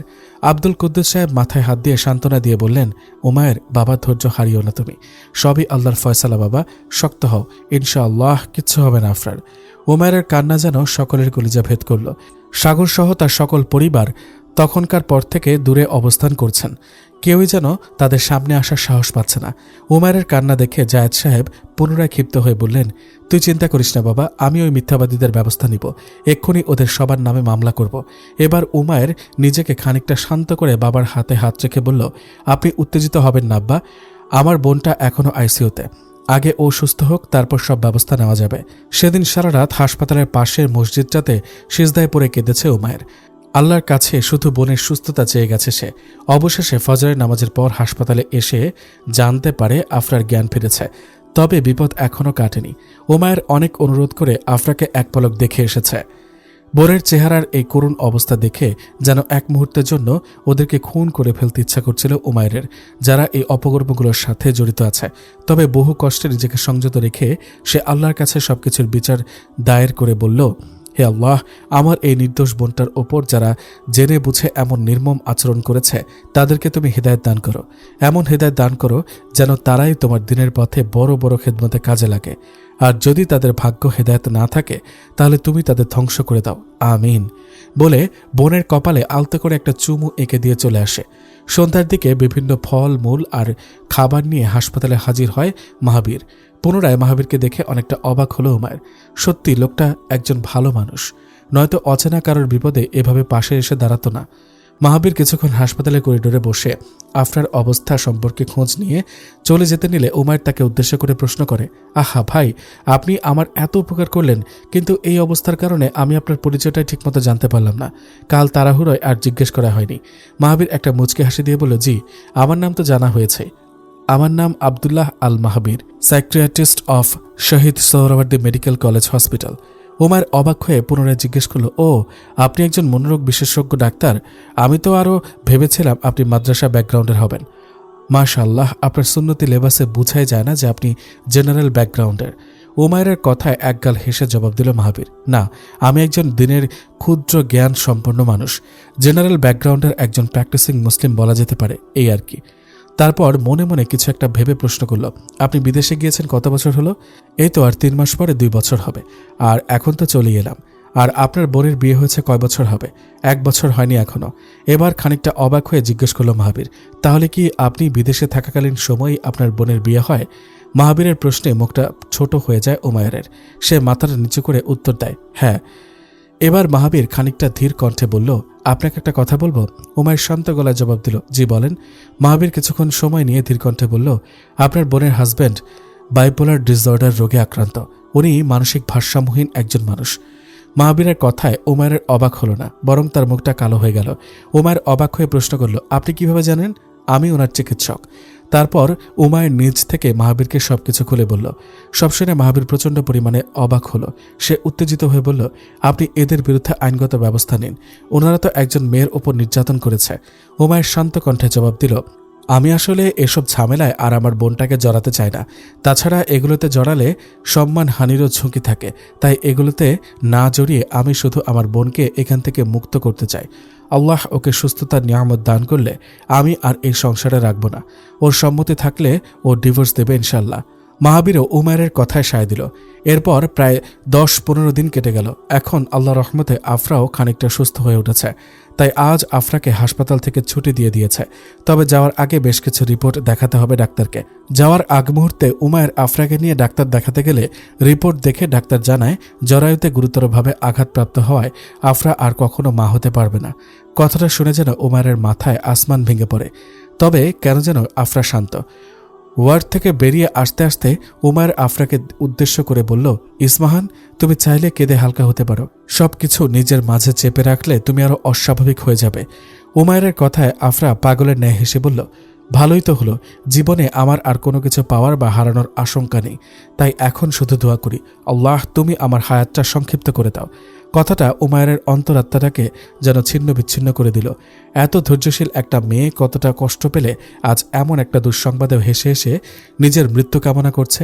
বোনের এমন করুণ অবস্থা দেখে পুরুষ হয়েও আর নিজেকে শক্ত রাখতে পারল না উমায়ের। তাই বোনকে জড়িয়ে ধরে বুক ফাটিয়ে কাঁদল উমায়ের। এসব কিছুর মাঝেও সে লক্ষ্য করল আফরার ব্যবহার খানিকটা অস্বাভাবিক। ভয়, ক্লেশ, অত্যাচার পেতে পেতে মেয়েটা এখন পাগল প্রায়। বোনের অবস্থা লক্ষ্য করে অন্তরটা ফেটে যাচ্ছে উমায়ের। হাসপাতাল থেকে বাসার উদ্দেশ্যে রওনা দেওয়ার পথে আফিয়ার কথা মনে সাহস দিয়ে খাদিজা বেগম কথায় মনে সাহস নিয়ে খাদিজা বেগম জোর আবেদন জানালো উমায়েরকে আফরাকে যেন তার বাসায় নিয়ে যাওয়া হয়। খাদিজার এই অনুরোধে হালিমা রাগান্বিত হয়ে জবাব দিল, কি আপনার বাসা যাবে মানে? এখনো যে মামলা করিনি আপনাদের বিরুদ্ধে, এটা কি বেশি নয়? চুপচাপ আমাদের রাস্তা ছাড়ুন আর বাসায় গিয়ে ডিভোর্স পেপার পাওয়ার অপেক্ষা করুন, কেননা আমরা আপনাদের সাথে আর কোনো সম্পর্ক রাখতে চাই না। হালিমার এমন শক্ত কথায় খাদিজা আর কোনো দ্বিমত করার সাহস পেল না। তবে আনাবিয়া সেদিন আফরাকে জড়িয়ে ধরে অঝরে কাঁদল। আফরাকে এভাবে শেষ বিদায় দিতে তার কলিজাটা ফেটে যাচ্ছিল। তাই আফরাকে জড়িয়ে ধরে কাঁদতে কাঁদতে বলল, ভাবি, তুমি ছিলে আমার একমাত্র সঙ্গী। আজ থেকে আমার যুদ্ধটা বড় কঠিন হয়ে গেল। আজ থেকে আমি একা হয়ে গেলাম। আফরা আলতোভাবে কান্না ভেজা কণ্ঠে জবাব দিল, তুমি একা নও, আল্লাহ আছেন তোমার সাথে। তারপর বিদায় নিয়ে চিরতরে সেখান থেকে চলে এলো আফরা। বাড়িতে ফেরার পর জায়েদ সাহেব রহিমাকে তালাক দিতে চাইলে সে গিয়ে আফরা উমায়ের হাত পা আঁকড়ে ধরে কেঁদে বুক ভাসিয়ে অনুরোধ করে যেন তাকে মাফ করে দেয়। বাবার ভবিষ্যতের ভালো মন্দের কথা চিন্তা করে উমায়ের মুখে ক্ষমা করে দেওয়া কথা বললেও মন থেকে পুরোপুরি মাফ করতে পারে না রহিমাকে। সেদিন উমায়ের কথাতে এই সংসার থাকতে পারে রহিমা। তার কিছুদিন পরে আফরাদের তরফ থেকেই সাগরিতের বাড়িতে ডিভোর্স পেপার পাঠানো হয়। কিছুদিনের ভেতরে ডিভোর্সের কাজও সম্পন্ন হয়। দেখতে দেখতে 1 বছর কেটে যায়। উমায়ের দেশে ফিরে শুধু শুধু সময় নষ্ট না করে নিজের পড়াশোনার পাশাপাশি তার কিছু পরিচিত উলামায়ে কেরাম এবং অভিজ্ঞ ব্যক্তিবর্গদের সাথে নিয়ে একটা দ্বিমুখী অনলাইন ও অফলাইন শিক্ষা প্রতিষ্ঠান স্থাপন করে। ইতিমধ্যেই শিক্ষা প্রতিষ্ঠানটা অনলাইনে বেশ সাড়া ফেললেও অফলাইনে তার বিস্তৃতি কম। কেননা আমাদের আশপাশের শহর ও এলাকাগুলোতে মানুষ আদৌ এমন শিক্ষা প্রতিষ্ঠানের কথা ভাবতেই পারে না। তাই তাদের কাছে এটাকে বেশি বেশি বলে মনে হয়। তাদের মতে মাদ্রাসা ও জেনারেল উভয়টা একসাথে চালিয়ে নেওয়া নাকি শিশুদের জন্য বেশি কষ্টকর হয়ে যাবে। যে কোনো একটা করুক, ভালো করে করুক, এটাই তাদের কাছে যুক্তিসঙ্গত। তবে এর মাঝেই অনেকেই এই উভয় শিক্ষার গুরুত্ব সম্পর্কে ভাবছে। তাই আপাতত শিক্ষা প্রতিষ্ঠানটি ছোট হলেও উমায়ের আশা করে একদিন এর গুরুত্ব মুসলিম অভিভাবকদের চিন্তা চেতনায় ছড়িয়ে পড়বে ইনশাআল্লাহ। জাইফা বর্তমানে এই প্রতিষ্ঠানের মহিলা বিভাগের একজন শিক্ষিকা। একজন হাফেজা হওয়ায় সে বাচ্চাদের সহি শুদ্ধভাবে পবিত্র কোরআনের শিক্ষা দেয়, আর পাশাপাশি উমায়ের ন্যায় আলেমা হওয়ার জন্য পড়াশোনা চালিয়ে যাচ্ছে। ডিভোর্সের 1 বছর পার হলেও আফরার মানসিক অবস্থার তেমন কোনো পরিবর্তন আসেনি, বরং ইদানিং তার আচরণ আরও বেশি অসহনীয় হয়ে উঠেছে। সবসময় ঘর অন্ধকার করে একা একা বসে থাকে, সারাক্ষণ জায়নামাজে পড়ে থাকে। কেউ জোর করে খাওয়ালে খায়, নয়তো না খেয়ে পড়ে থাকে। ওর এই অবস্থা যেন উমায়েরকে বড় ব্যথিত করে। এই 1 বছরে তাকে স্বাভাবিক করার অসংখ্য চেষ্টা করেও ব্যর্থ হয়েছে উমায়ের। আফরার এই অবস্থার কথা সে মাহাবীরকেও জানিয়েছে। যেহেতু মাহাবীর একজন মনোরোগ বিশেষজ্ঞ ডাক্তার, তাই সেও আফরার ব্যাপারে বিভিন্ন অ্যাডভাইস দিয়ে উমায়েরকে সাহায্য করেছে। মাহাবীরের কথায় জায়গাটা পরিবর্তন করে উমায়ের নিজেদের বাসা থেকে আফরাকে আব্দুল কুদ্দুস সাহেবের বাসা পর্যন্ত পাঠিয়েছে, যেন সেখানে সবার সাথে থেকে তার মানসিক অবস্থার পরিবর্তন হয়। কিন্তু এতেও তেমন কোনো কাজ হয়নি। তাই আজ বাধ্য হয়ে সে মাহাবীরকে কল করে বলে, আমার মনে হয় আফরার মানসিক সমস্যা হয়েছে, নয়তো এতদিন হয়ে যাওয়ার পরেও ওর মাঝে কেন কোনো পরিবর্তন আসছে না। জানেন, তাকে স্বাভাবিক জীবনে ফিরে আসার কথা বোঝাতে চাইলে কি বলে সে? বলে যে এখন জীবনে আর কিছুই চাওয়া পাওয়া নেই আমার। এখন শুধু দোয়া করি, আল্লাহ তুমি আমার হায়াতটা সংক্ষিপ্ত করে দাও। আপনি বলুন মানসিকভাবে কতটা বিধ্বস্ত হয়ে আমার বোন এই কথা বলে।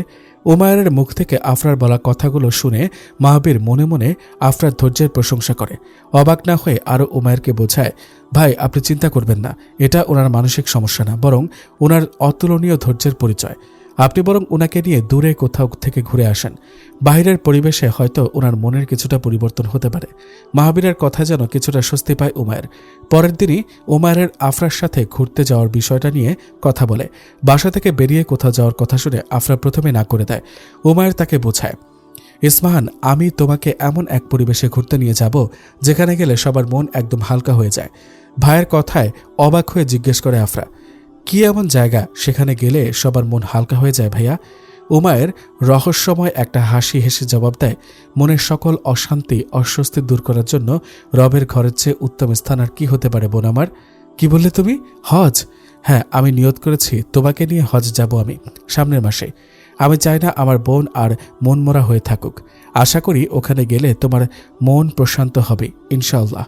হজের কথা শুনে আফরা রাজি হয়, তবে মনে মনে কিছু গভীর চিন্তা এসে ভিড় করে তার মাথায়। মনে মনে কিছু বিষয় স্থির করে সে। ছোটবেলা থেকে এ বাড়িতে আসলেই জাইফার সাথে একই ঘরে ঘুমায় আফরা, তবে আজও তার ব্যতিক্রম নয়। রাতে ঘুমাতে যাওয়ার সময় আফরা এক মনে তাকিয়ে আছে জাইফার দিকে। হঠাৎ আফরাকে এভাবে তাকিয়ে থাকতে দেখে দুষ্টুমি করে বলল জাইফা, আমাকে কি আজ অনেক সুন্দর লাগছে নাকি আপু? এভাবে দেখছো যে? জাইফার কথায় ঘোর ভাঙল আফরার। স্বাভাবিক হয়ে জবাব দিল সে, মাশাআল্লাহ, আমার চোখে তুই অতুলনীয় সুন্দরী। আফরার কথার জবাবে একগাল হেসে জবাব দিল জাইফা, না, আমি সুন্দরী না, সুন্দর তোমার চোখ, তোমার দেখার ভঙ্গি, নয়তো শ্যামবর্ণের জাইফাকে তুমি অতুলনীয় সুন্দরী দেখতে না। আফরা জাইফার কথার প্রতি উত্তরে কোনো জবাব না দিয়ে হঠাৎই প্রশ্ন করে বসল, আচ্ছা জাইফা, তোর চোখে ভাইয়াকে কেমন লাগে? আচমকাই আফরার এমন প্রশ্নে যেন জাইফা রীতিমতো হকচকিয়ে উঠল। চরম আশ্চর্য হয়ে হা করে আফরার মুখের দিকে তাকিয়ে থাকল। কি হলো, এমন হ্যাঁ করে তাকিয়ে আছিস কেন? বাবা ভালো, কিন্তু কেন? হো ভালো, আচ্ছা কিছু না, এমনি জিজ্ঞেস করলাম। জাইফা থতমত খেয়ে আর কোনো কথা না বাড়িয়ে দ্রুত শুয়ে পড়ল। নিজের জীবনের অজস্র পরীক্ষায় আর ভাইকে কষ্ট দিতে ইচ্ছা হয় না আফরার। এখন মনে হয় ভাইয়ের জীবনটা সুন্দর হলে বোধহয় ভালো হতো। তাই হজে যাওয়ার কথা শুনে অনেক চিন্তা ভাবনা করে আজ জায়েদ সাহেবকে ফোন করে এখানে আসতে বলল আফরা। আফরার ফোন পেয়ে বিকেলবেলায় আব্দুল কুদ্দুস সাহেবের বাসায় ছুটে এলো জায়েদ সাহেব। আফরা রিজের বাবার সাথে আলাদা করে কথা বলবে বলে অন্য রুমে চলে গেল। জায়েদ সাহেব মেয়েকে কৌতূহল মাখা কণ্ঠে কি হয়েছে জানতে চাইল। বাবার প্রশ্নের উত্তরে সে বলল, আব্বা, আপনার সাথে আমার কিছু জরুরি কথা আছে। জায়েদ সাহেব আগ্রহী কণ্ঠে জবাব দিল, কি কথা বল? আব্বা, আমি একটা কথা ভেবে দেখেছি, আমার জীবনটা যেভাবে থমকে গেছে আমি চাই না আমার ভাইয়ের জীবনটা এভাবে থমকে যাক। তাই আমি চাই এখন আপনি ভাইয়ার বিয়ের কথা চিন্তা করুন। আরেকটা বিষয়, আমরা ছোটবেলায় মা হারালেও ভালো আব্বু আম্মু আমাদের মায়ের অভাব বুঝতে দেননি। সর্বদাই স্নেহ মমতায় আগলে রেখেছেন আমাদের দুই ভাই বোনকে। তবে সময়ের সাথে সাথে পর্দার বিধান রক্ষার্থে ভাইয়া নন মাহারামে পরিণত হয়েছে ওনার। বিষয়টিতে মাঝে মাঝে খুব দুঃখিত হন তিনি। তাই আমি বিষয়টি নিয়ে অনেক ভেবে একটা সমাধান বের করেছি। মেয়ের কথায় অবাক হয়ে প্রশ্ন করলেন জায়েদ, কি সমাধান মা? আব্বা, আমি চাই আপনি ভালো আব্বুর কাছে জাইফার জন্য বিয়ের প্রস্তাব উপস্থাপন করুন। হ্যাঁ, কি বলছো তুমি আফরা? ব্যাপারটা নিয়ে তুমি কি উমারের সাথে কোনো কথা বলেছ? না, কথা বলিনি, তবে বলবো। আপনি আগে আব্বুর কাছে প্রস্তাবটা উপস্থাপন করে দেখেন। ওনাদের মতামত জেনে পরবর্তীতে আমি ভাইয়ার সাথে এ ব্যাপারে কথা বলবো ইনশাল্লাহ।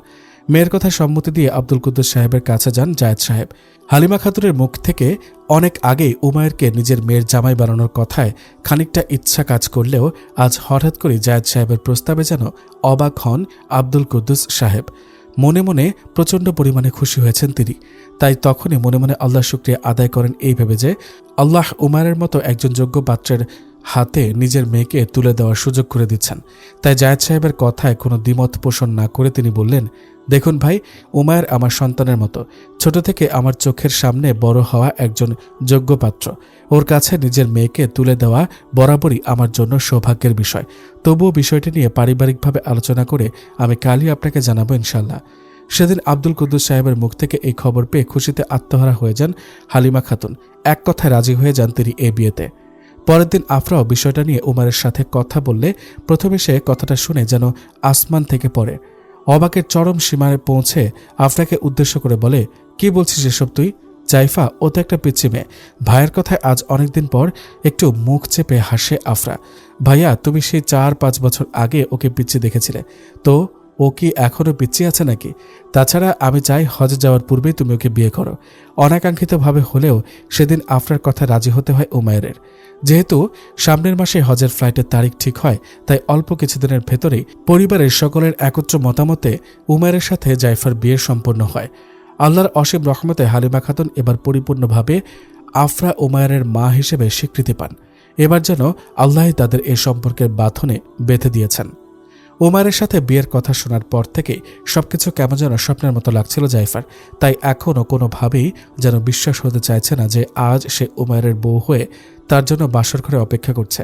তাই মনে মনে ভাবছে, আল্লাহ তুমি সত্যিই মহান, তুমি চাইলে কি না পারো। বান্দির মনের অপ্রকাশ্য দোয়াও তুমি পরিপূর্ণরূপে বাস্তবতায় কবুল করো। তুমি চাইলে কি না হয় ইয়া রহমানুর রহিম। কথাগুলো ভাবতে ভাবতে ঘরের ভেতর হঠাৎ সেই চেনা আতরের মিষ্টি সুঘ্রাণ ছড়িয়ে পড়ল। এই ঘ্রাণ যে জাইফার বড় চেনা। বড় হওয়ার পর উমায়েরের সামনে যেতে না পারলেও এই ঘ্রাণেই সে বুঝতে পারত কখন উমায়েরের বাসায় এসেছে আর কখন চলে গেছে। শান্ত কণ্ঠে সালাম দিয়ে ঘরে প্রবেশ করল উমায়ের। উমায়েরের কণ্ঠ যেন জাইফার বুকের ভেতর অদ্ভুত কম্পন সৃষ্টি করল। মুখ দিয়ে যেন শত চেষ্টা করেও কোনো কথা বের করতে পারছে না সে।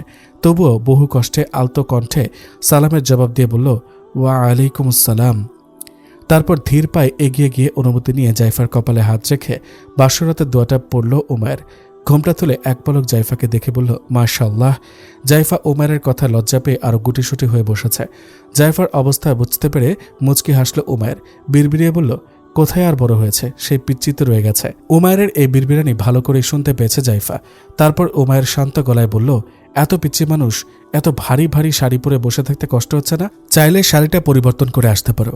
উমায়ের কথায় লজ্জায় আধখানা হয়ে কোনো রকমে উঠে গিয়ে হালকা একটা 3 পিস পরে নিল জাইফা। তারপর দুজনে একত্রে আল্লাহর দরবারে শুকরিয়া আদায়ের নামাজ পড়ে নিল। এখান থেকে এক সুখী দম্পতির নতুন জীবনের যাত্রা শুরু হলো। দেখতে দেখতে 1 মাস কেটে গেল। কাল উমায়ের ও আফরার রসুলের দেশে পাড়ি জমানোর তারিখ। তাই রাত থেকে সকলে মিলে সব গোছগাছ করে দিচ্ছে তাদের। পরের দিন সকাল সকাল সকলকে বিদায় জানিয়ে তারা একটা প্রাইভেট কারে করে রওনা দিল এয়ারপোর্টের উদ্দেশ্যে। গাড়িতে বসেও আফরা চুপচাপ এক মনে বাইরের দিকে তাকিয়ে আছে সে। ভাই বোনকে উদ্দেশ্য করে শান্ত স্বরে বলল উমায়ের, আফরা, কষ্টে পড়েও কখনো কোনো পরিস্থিতিতে নিজের মৃত্যু কামনা করতে নেই। রাসূলুল্লাহ সাল্লাল্লাহু আলাইহি সাল্লাম বলেছেন, কেউ যেন যে কোনো পরিস্থিতিতে নিজের মৃত্যু কামনা না করে। সহিহ বুখারী শরীফে হাদিস নাম্বার 5671। আর সে জায়গায় তুমি এত ধৈর্যশীল একটা মেয়ে হয়েও রাসূলের এই বাণীকে কি করে অবজ্ঞা করবে বলো?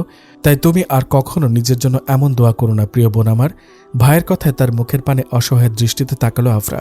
চোখের ভাষা যেন এমন, এত কিছুর পরেও নিজের জন্য আর কি বা দোয়া করতে পারি আমি? বোনের এই দৃষ্টি যেন বরাবরই উমায়ের হৃদয়কে ছিন্ন বিচ্ছিন্ন করে দেয়। দীর্ঘক্ষণ পর এয়ারপোর্টে পৌঁছে নিজেদের হজের কাফেলায় অংশ নেয় উমায়ের ও আফরা। খানিকক্ষণ পর কাফেলার দায়িত্বশীল মুআল্লিমের নির্দেশনায় বিমানে উঠে তারা। তবে বিমানে উঠে আশ্চর্যের চরম সীমায় পৌঁছে উমায়ের। খানিকটা চমকে গিয়ে প্রশ্ন করে, আপনি এখানে? ইয়া আল্লাহ, এ কি আশ্চর্যজনক ব্যাপার! আপনিও আজ হজে যাচ্ছেন? দেখুন আল্লাহর কি ফয়সালা। সেদিন আপনার সাজেশনে আফরাকে নিয়ে ঘুরতে যাওয়ার সিদ্ধান্ত নেই।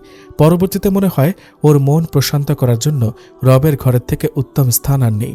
তাই হজে যাওয়ারই ব্যবস্থা করি। আর এদিকে দেখুন কেমন অনাকাঙ্ক্ষিতভাবে আপনি আর আমি একই ফ্লাইটে একই মুআল্লিমের দায়িত্বে।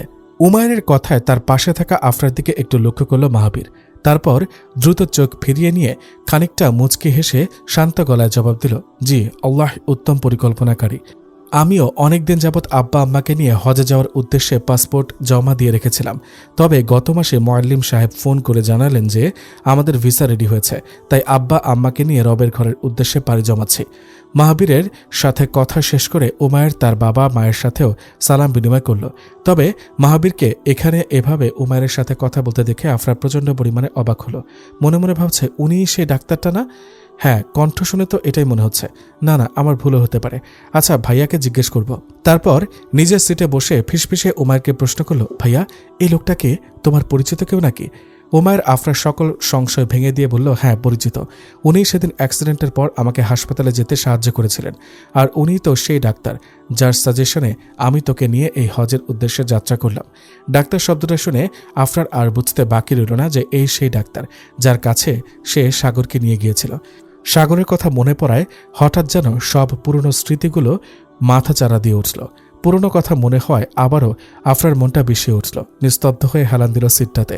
বেশ কয়েক ঘন্টা পর বিমান গিয়ে থামল তার নির্দিষ্ট গন্তব্যে। এই কাফেলায় মহিলা ছিল 4 জন, তাই 2 জন করে শিফট হলো হোটেলের এক একটা রুমে। ভাগ্যবশত মাহাবীরের মা আমেনা খাতুন আর আফরা শিফট হয় একই রুমে। সৌদি আরব পৌঁছানোর 2-1 দিন পরেই মাহাবীরের থেকে আফরার জীবন সম্পর্কে সব জানতে পারেন আমেনা খাতুন। হজ চলাকালীন সময়ে আফরার চালচলন কথাবার্তায় মুগ্ধ হয়ে মেয়েটির জন্য খুব মায়া লাগে আমেনা খাতুনের হৃদয়ে। তাই মনে মনে তিনি আফরার জন্য অনেক দোয়া করেন, আল্লাহ যেন একটা ভালো ব্যবস্থা করে দেন আফরার জন্য। এই কিছুদিনে হজ যাত্রীদের অনেককেই দেখেছে আফরা। তাদের অনেকেই অনেক কিছুর আশা নিয়ে এসেছে আল্লাহর ঘরে। তবে আফরার মন যেন সব চাওয়া পাওয়া শূন্য। কোনো কিছুতে কোনো চাওয়া পাওয়া নেই তার। দেখতে দেখতে চোখের পলকে কিভাবে জানি হজের 9ম দিনও চলে এলো। আজ আরাফার দিন, তাই সকল হাজিদের নিয়ে আরাফার ময়দানে হাজির হয়েছেন যার যার কাফেলার দায়িত্বশীল মুআল্লিমগণ। এই কদিনে আফরার চলাফেরা দূর থেকে কিছুটা চোখে পড়েছে মাহাবীরের। মেয়েটাকে দেখে যেন সে অবাক না হয়ে পারে না। যাই হোক, তার ধৈর্যের তারিফ করতেই হবে সবার। সাধারণ কোনো মানুষের পক্ষে এত কিছুর পরেও এত ধৈর্য ধারণ করা সম্ভব নয়। এতদিন উমায়ের কাছ থেকে আফরার ব্যাপারে বহু কথা শুনেছে মাহাবীর। তবে আজ কেন যেন এক অদ্ভুত চিন্তা এসে হাজির হয়েছে তার মনে। মনের মাঝে যেন বারবার ঘুরপাক খাচ্ছে একটা কথা, আমার এখন কি করা উচিত? বারবার বিপদের সম্মুখীন হয়েও নিজের ধৈর্য এবং আল্লাহর উপর অঢেল বিশ্বাসে স্থির থাকা মেয়েটার দায়িত্ব নেওয়ার যোগ্যতা কি আছে আমার? আল্লাহ, আপনি সাহায্য করুন। জানি না কেন হঠাৎ করে আজ এমন চিন্তা অস্থির করে তুলেছে আমায়। তারপর বুকে সাহস নিয়ে নিজের বাবা মায়ের সামনে কথাটা উপস্থাপন করল মাহাবীর। আব্বা, আমি আফরার দায়িত্ব নিতে চাই। নিজের ছেলের মুখ থেকে আরাফার ময়দানে দাঁড়িয়ে এমন কথা যেন রীতিমতো থমকে দিয়েছে আমেনা খাতুনকে। তাজ্জব হয়ে প্রশ্ন করলেন তিনি, কি বলছিস এসব মাহাবীর? মাথা ঠিক আছে তোর? তুই একটা অবিবাহিত ছেলে আর আফরা? না না, এটা কোনোভাবেই সম্ভব না। মায়ের কথা নরম কণ্ঠে বলল মাহাবীর। আম্মা, আমরা হজ করতে এসেছি। কেন বলুন তো? কেন? আল্লাহকে খুশি করার জন্য। মায়ের এমন সরল জবাবে এবার খানিকটা উত্তেজিত হয়ে প্রশ্ন ছড়ে দিয়ে বলল মাহাবীর, যদি সত্যি আপনি আল্লাহকে খুশি করার জন্যই হজে এসে থাকেন, তাহলে কেমন করে রবের পরীক্ষার সম্মুখীন হওয়া এক বান্দির দায়িত্ব নেওয়ার বাধা প্রদান করতে পারেন আজ? একবারও কি ভয় হয় না এমন নাফরমানিতে যে আল্লাহ অসন্তুষ্ট হতে পারেন? এক মুহূর্তের জন্য মাহাবীরের কথাটা যেন তার বাবা মায়ের হৃদয় ছেদ করে বেরিয়ে এলো। তাই আমেনা খাতুন খানিকটা দূরে অবস্থানরত উমায়ের এবং আফরার দিকে লক্ষ্য করে শান্ত কণ্ঠে জবাব দিল, ঠিক আছে, তোমার যা ভালো মনে হয় তুমি করো বাবা, আমি এতে কোনো বাধা দিব না। আমেনা খাতুনের কথায় তার স্বামী শফিক সাহেবও সায় দেন। সাধারণ মুসলিম পরিবার হলেও পরিবারের সবাই মোটামুটি দিনের প্রতি ঝোঁক রয়েছে। তাই আমেনা খাতুন সর্বদাই নিজের ছেলেদের বিয়ের জন্য শালীন কাউকেই ভেবেছে। প্রথম দিন হোটেল রুমে আফরাকে দেখে আমেনা খাতুনের প্রচণ্ড পরিমাণে পছন্দ হলেও পরবর্তীতে তার ডিভোর্সের কথা শুনে আর কথা বাড়াননি তিনি। তবে আল্লাহর ইচ্ছা যে সবার উপর প্রযোজ্য, যা উত্তম তা হবেই। অন্যদিকে আরাফার ময়দানে আসার পর থেকেই আফরার মনের মাঝে বারবার কেন যেন সেদিনের বলা কথাটার জন্য অসম্ভব অনুশোচনা কাজ করছে হঠাৎ। ঠিকই তো বলেছে ভাইয়া, আমি তো আমার রাসূলের উম্মত, আর উম্মত হয়ে আমি কেমন করে ওনার কথার বিরুদ্ধে গিয়ে এমন নিষিদ্ধ বিষয়ে দোয়া করতে পারি? তারপর 2টি হাত তুলে ডাক দিল রবের পানে, হে সারা জাহানের রব, সমস্ত প্রশংসা শুধুই তোমার। সালাত ও সালাম বর্ষণ করো আমার প্রিয় রসুলের উপর। দয়াময়, আমি তোমার কাছে ক্ষমা প্রার্থনা করছি। রসুল সাল্লাল্লাহু আলাইহি সাল্লামের সেই হাদিসটা যেখানে যে কোনো পরিস্থিতিতে কোনো মুমিনকে মৃত্যু কামনা করতে নিষেধ করা হয়েছে, সেই হাদিসের ওপর আমল করে এই আরাফার ময়দানে আজকে আমি দোয়া করছি। আমার জীবন মৃত্যু যে রবের হাতে, সেই রবকে ডেকে বলছি, হায়াতের সংক্ষিপ্ততা নয়, আমি তোমার কাছে দীর্ঘ একটি কল্যাণকর জীবন চাই। হে দোয়া কবুলের একমাত্র মালিক, ইয়া মুজিবু, আমার দোয়া কবুল করো। এ অবধি বলা মাত্রই পেছন থেকে যেন কেউ উমায়েরকে ডাক দিল, ভাই একটু শুনবেন? উমায়ের পেছনে ফিরে লক্ষ্য করল মাহাবীর দাঁড়িয়ে আছে। তাই সে কিছুটা এগিয়ে গিয়ে মাহাবীরকে উদ্দেশ্য করে বলল, জি বলুন। মাহাবীর ধীর কণ্ঠে বলল, ভাই, ওই দিন রাতে যখন আপনাকে হাসপাতালে পৌঁছাতে আমি সাহায্য করছিলাম, সেদিন আপনি কৃতজ্ঞতা প্রকাশ করে বলেছিলেন আপনি আমার কাছে ঋণী হয়ে গেছেন। তাই আজ এই আরাফার ময়দানে আমি যদি বলি আপনি আমার ঋণ পরিশোধ করেন, তাহলে কি আপনি তা করবেন? হঠাৎ মাহাবীরের মুখ থেকে এমন অপ্রত্যাশিত কথায় উমায়ের অনেকটা অবাক হলো। তাই ভাঙা কণ্ঠে খানিকটা অপ্রস্তুত হয়ে জবাব দিল, আমি অবশ্যই চেষ্টা করব, বলুন কি চান? উমায়ের প্রশ্নে মাহাবীর এক নিঃশ্বাসে জবাব দিল, আপনার বোনের হাত। আজ এই আরাফার পবিত্র দিনে আমি আপনার কাছে আপনার বোনের দুটি হাত আমানত স্বরূপ চাই। আমাকে কি এই আমানত পাওয়ার উপযুক্ত মনে করেন আপনি?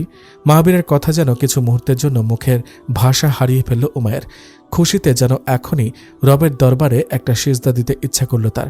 তাই খুশি হয়ে মাহাবীরের হাত দুটো আঁকড়ে ধরে জবাব দিল, আল্লাহ হয়তো উপযুক্ত মনে করেছেন আপনাকে ভাই, তাই এই আরাফার দিনে এমন প্রস্তাব উপস্থাপন করেছেন আপনি আমার সামনে। তারপর পারিবারিকভাবে সিদ্ধান্ত নেওয়ার জন্য কিছুটা সময় চেয়ে নিল মাহাবীরের কাছ থেকে। আফরা তখনও দোয়ায় মশগুল। পেছন থেকে ডেকে বলল উমায়ের, আফরা তুমি নিজের জন্য আজকে কি দোয়া করলে? হঠাৎ ভাইয়ের এমন প্রশ্নে আমতা আমতা করে জবাব দিল আফরা, নিজের জন্য আজকে আল্লাহর কাছে দীর্ঘ একটি কল্যাণকর জীবন চেয়েছি। জানি না এই জীবনটিকে আল্লাহ আর কি কি দিয়ে কল্যাণ করবেন। মাহাবীরের সাথে তোমার নতুন জীবনের শুরু দিয়ে হয়তো। বোনের জবাবে এক গাল মুচকি এসে কথাটা বলল উমায়ের। উমায়ের কথার কোনো আগামাথা বুঝতে না পেরে তার মুখের দিকে হাঁ করে তাকিয়ে রইল আফরা। তাই তাকে আশ্বস্ত করে সবকিছু খুলে বলল উমায়ের। সাথে করে আজ আরাফার দিনে বিয়েটা সম্প্রদান করতে চায় তারা, এই কথাটাও জানালো তাকে। মুহূর্তের মধ্যেই দাঁড়ানো থেকে মাটিতে বসে বলল আফরা। কথাটা শোনামাত্রই বুক ফেটে কান্না এলো তার। আজ বহুদিন পর মন খুলে কাঁদল আফরা। তারপর ভালো মন্দ আগপিছ কোনো কিছু না ভেবে জবাব দিল, সবসময় রবের ফয়সালাকে নিজের জীবনের শেষ ও উত্তম ফয়সালা হিসেবে মেনে নিয়েছি, আজও নিলাম। দেখি তিনি কি উত্তম রেখেছেন আমার কপালে। বোনের সম্মতি পেয়ে উমায়ের নিজের বাড়িতে ফোন দিয়ে খবরটা জানালো সবাইকে এবং অনুমতি চাইল আজই বিয়েটা সম্পন্ন করার জন্য। খবরটা শুনে সকলেই আল্লাহর দরবারে শুকরিয়া আদায় করল এবং এই পবিত্র দিনে পবিত্র স্থানে বিয়ে সম্পন্ন করার অনুমতি দিল। আরাফার সেই পবিত্র দিনেই রবের ইচ্ছাতে পবিত্র বন্ধনে আবদ্ধ হয় ইসমাহান নূর আফরা আর আবদুল্লাহ আল মাহাবীর। তারপর হজ সম্পন্ন করে দেশে ফিরে আসে এই নবদম্পতি। আল্লাহর অসীম রহমতে তাদের সংসার রহমতে বরকতে পরিপূর্ণ হয়ে ওঠে। শ্বশুর শাশুড়ি এবং সমগ্র পরিবারের নয়নের মনি যেন আফরা। মাহাবীরের অসীম ভালোবাসায় আফরার জীবন থেকে অতীতের সকল কালো মেঘ দূর হয়ে যায়। তবে একটা দুঃখ তার মনে রয়ে যায়, আমি কোনোদিনও মা হতে পারবো না। বিয়ের দিনে মাহাবীরের করার নিষেধাজ্ঞা ছিল। এই কথাটা যেন উমায়ের, আফরা আর মাহাবীর ছাড়া কেউ জানতে না পারে। সন্তান সর্বদাই আল্লাহর দেওয়া একটা শ্রেষ্ঠ নিয়ামত, আর তার এ নিয়ামত তিনি কাকে দিবেন সেটা তার ফয়সালা। এটার সাথে আফরাকে বিয়ে করা না করার কোনো সম্পর্ক নেই, কেননা আল্লাহ চাইলে অসম্ভব বলে কিছুই নেই পৃথিবীতে। সেদিন হাসপাতালে খাদিজা বেগমের বিরুদ্ধে সাক্ষী দেওয়ার বাড়িতে এনে অসংখ্য কটু কথা আর শাস্তির সম্মুখীন হতে হয় আনাবিয়াকে। পরিবারের সকলে মিলে একঘরা করে ছাড়ে তাকে। এর কিছুদিন পর থেকেই তারা তার জন্য পাত্র দেখা শুরু করে। তাই এই বিষয় নিয়ে প্রায়ই আফরার সাথে লুকিয়ে লুকিয়ে কথা হয় আনাবিয়ার। বেশ কিছুদিন যাবৎ বড় ভাইয়ের পছন্দের একটা পাত্রের সাথে বিয়ের আলোচনা চলছিল আনাবিয়ার। ছেলেটা নাকি শিক্ষিত, মার্জিত এবং শালীন মন মানসিকতার। তবে প্রতিটা মানুষের নিজস্ব একটা অভিরুচি থাকে। ঠিক তেমনি দিনে ফেরার পর থেকে আনাবিয়ার মনে প্রাণে একটাই চাওয়া, অন্তত তার জীবনসঙ্গীটা যেন ধার্মিক হয়, সুন্নতি লেবাস অবিলম্বী হয়, মোটামুটি হলেও যেন একটা ধার্মিক পরিবার পায়। তাই এক্ষেত্রে তার বিপরীত কিছু যেন তার কাছে মৃত্যুর সমতুল্য। পরিবারের ইচ্ছাতেই কাল তার বিয়ে, তাই কোনো পথ খুঁজে না পেয়ে ব্যাপারটা আফরাকে জানায় সে। রাতে ফোন করে অঝরে কেঁদে আনাবিয়া আফরার কাছে। আফরার মুখ থেকে এই কথাগুলো মাহাবীরও শুনেছে। পরের দিন বিয়ের আগ মুহূর্তে কোনো রাস্তা না পেয়ে কোনো রকমে এক বান্ধবীর সাহায্যে আনাবিয়া বাড়ি থেকে পালিয়ে আসে। তাই এই অবস্থায় সাহায্যের জন্য আফরাকে কল করে সে। সবকিছু শুনে যেন এক প্রকার টাসকি খেয়ে বসে আফরা। এই পরিস্থিতিতে কি করবে না করবে কিছুই বুঝতে পারে না সে। আফরাকে সহ চিন্তিত দেখে সে কি হয়েছে জানতে চায় তার শাশুড়ি। বাসায় আর কেউ না থাকায় নিজ শাশুড়িকে সবকিছু খুলে বলতে বাধ্য হয় আফরা। সবকিছু শুনে আমেনা খাতুন কোনো প্রতিক্রিয়া তো দেখায় না, বরং আফরাকে নিয়ে আনাবিয়াকে সাহায্য করতে চলে যায় স্টেশনে। সেখান থেকে আনাবিয়াকে রিসিভ করে নিজের বাসায় নিয়ে আসেন তিনি। বেশ কিছুদিন আনাবিয়া আফরার শ্বশুর বাড়িতে থাকে। তবে তারপরে কোথায় যাবে এ নিয়ে চিন্তা করলে হঠাৎ মাহাবীর তার ছোট ভাই সুফিয়ানের কথা বলে। আফরা তো আনাবিয়ার সাথে সুফিয়ানের বিয়ের কথা শুনেই ভয়ে আটকে ওঠে। না জানি তার শাশুড়ি এই কথা শুনলে কি মনে করেন। যদিও তিনি আনাবিয়াকে এনে ঘরে তুলেছেন, তবুও শতহোক আনাবিয়া তার আগের সংসারের ননদ, তার সাথে সাগরের রক্তের কানেকশন। তাই আর যাই হোক, আফরার সাথে একই সংসারে আনাবিয়াকে মানায় না। আফরার কথা জবাবে মাহাবীর শান্ত কণ্ঠে তাকে বোঝায়, দেখো মেয়েটা ধার্মিক, তাই নিজের ধর্মের তাগিদে নিজের জানমালের ঝুঁকি নিয়ে সে বাসা থেকে বেরিয়ে এসেছে। এই অবস্থায় তার যাওয়ার কোনো জায়গা নেই। এখন যদি সে পুনরায় তার বাড়িতে ফিরে যায় তাহলে তোমার কি মনে হয় ওর পরিবার ওকে এমনি এমনি ছেড়ে দিবে? আশেপাশের লোকজনেরা অপবাদ দিয়ে দিয়ে মেয়েটাকে মেরে ফেলবে প্রায়। এরপর হয়তো মেয়েটা নিজের জীবন ত্যাগ করতে বাধ্য হবে, নয়তো নিজের দিন। এখন তুমি কি চাও? সুযোগ থাকা সত্ত্বেও এত বড় একটা সওয়াবের কাজ থেকে বিরত থেকে গুনাহের ভাগিদার হই আমরা? মাহাবীরের কথায় নরম স্বরে জবাব দিল আফরা, না চাই না, তবে আম্মা আব্বা কি রাজি হবে? তাছাড়া সুফিয়ান ভাই উনি কি রাজি হবেন? আব্বা আম্মাকে আমি রাজি করাতে পারি, প্রাণপণ চেষ্টা করব। আর বাকি রইল সুফিয়ান, ও একটা জ্ঞানী, বিচক্ষণ ও ধার্মিক ছেলে, সবকিছু শুনলে ও অবশ্যই রাজি হবে। তারপর সেদিন সাহস করে বাবা মায়ের সামনে এই কথা উপস্থাপন করে মাহাবীর। মাহাবীরের কথা এক প্রকার তুলকালাম কাণ্ডই বেঁধে যায় ঘরে। এই কদিনে আনাবিয়ার সব কিছু লক্ষ্য করেছেন আমেনা খাতুন। মেয়েটাকে নিজের ছেলের জন্য গ্রহণযোগ্য মনে হলেও তার সাথে আফরার অতীত সম্পৃক্ত। তিনি কোনোভাবেই চান না সংসারে নতুন করে কোনো অশান্তি সৃষ্টি হোক, তাই এই বিষয়ে ওনার মতামত বরাবরই না। নিজের বাবা মাকে রাজি করতে অক্ষম হলে এই বিষয়ে সুফিয়ানকে সবকিছু খুলে বলে মাহাবীর। আনাবিয়ার ব্যাপারে সব কিছু শুনে সুফিয়ান নরম কণ্ঠে জবাব দেয়, ভাইয়া আপনি আর বাবা মা যা ভালো মনে করেন তাই করেন, আমার এতে কোনো দ্বিমত নেই। সুফিয়ানের কথায় মাহাবীর পুনরায় নিজের মা বাবাকে বোঝায়। এইবার প্রথমে আমেনা খাতুন এই ব্যাপারটা নিয়ে কিছু শুনতে চান না বলে মতস্থির করলেও পরবর্তীতে মাহাবীরের কথাগুলো তাকে মতামত দিতে বাধ্য করে। মাকে বোঝাতে তার পায়ের কাছে গিয়ে শান্ত কণ্ঠে মাহাবীর বলে, দেখুন আম্মা, আমাদের জান মাল সবকিছু কি আল্লাহর জন্য নয়? আমেনা ধীর কণ্ঠে জবাব দেয়, তা তো আল্লাহর জন্যই, তবে তুমি ভেবো না এসব বলে তুমি আজকে এমন একটি ব্যাপারে আমাকে রাজি করাতে পারবে। মাহাবীর মায়ের কথার জবাবে একগাল হেসে জবাব দেয়, আচ্ছা আম্মা, আজকে যদি আনাবিয়ার জায়গায় আপনি থাকতেন তাহলে কি নিজের জীবনে আপনার পছন্দ না এমন কাউকে কখনো মেনে নিতেন? আপনি বললেন যে আমাদের জানমাল সব আল্লাহর জন্য। আপনি বাস্তবতার সম্মুখীন হলে কতটা নিজের জীবনে তা বাস্তবে রূপান্তর করতে পারতেন? আপনি কি পারতেন নিজের দিন বাঁচানোর জন্য নিজের বাড়ি ছেড়ে চলে আসতে? সবকিছু অনিশ্চিত জেনেও মেয়েটা নিজের সবকিছু ছেড়ে চলে এসেছে। আসার সময়ও ও কিন্তু এটা জানতো না যে আপনি তাকে আপনার ঘরে জায়গা দিবেন, তবে আপনি দিয়েছেন। তখনও তো আপনি জানতেন না যে আনাবিয়াকে আর আফরার সাথে তার সম্পর্ক কি। তখন যখন জেনে শুনে নিজের ঘরে আশ্রয় দিয়েছিলেন তাকে, তাহলে এখন কিভাবে মাঝ সমুদ্রে এনে ডুবিয়ে দিতে চাচ্ছেন মেয়েটাকে? একবারও ভাবলেন না আপনি মেনে না নিলে কোথায় যাবে মেয়েটা? আজকে ওর জায়গায় নিজের মেয়ে হলে কি করতেন আপনি আম্মা? মাহাবীরের কথায় বরাবরই নিজের দ্বিমত উপস্থাপন করার কোনো ভাষা খুঁজে পান না আমেনা খাতুন। তাই রাগ করে ওখান থেকে উঠে নিজের ঘরে ঢুকে দরজা বন্ধ করে দিলেন তিনি।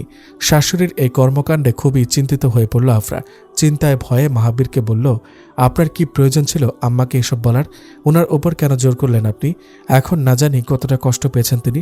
হাল ছেড়ে দিয়ে বলল মাহাবীর, আমি আমার সাধ্যমতো চেষ্টা করেছি, তবে এটা বোধ হয় আল্লাহর ফয়সালা নয়।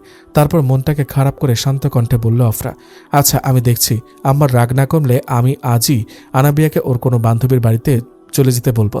আর এমনিতেও তো আমরা যে সুফিয়ান ভাইয়ের সাথে ওর বিয়ে নিয়ে চিন্তা করেছি, এই ব্যাপারে কিছু জানেও না আনাবিয়া। আফরার কথায় তার গালে সান্ত্বনার চাপড় দিল মাহাবীর। নরম কণ্ঠে বলল, তাহলে এ নিয়ে আর চিন্তিত থেকো না তুমি কোনো কিছু নিয়ে চিন্তিত থাকলে তা ভালো লাগে না আমার, বলে স্ত্রীর কপালে একটা আদরের পরশ এঁকে দিয়ে চলে গেল মাহাবীর।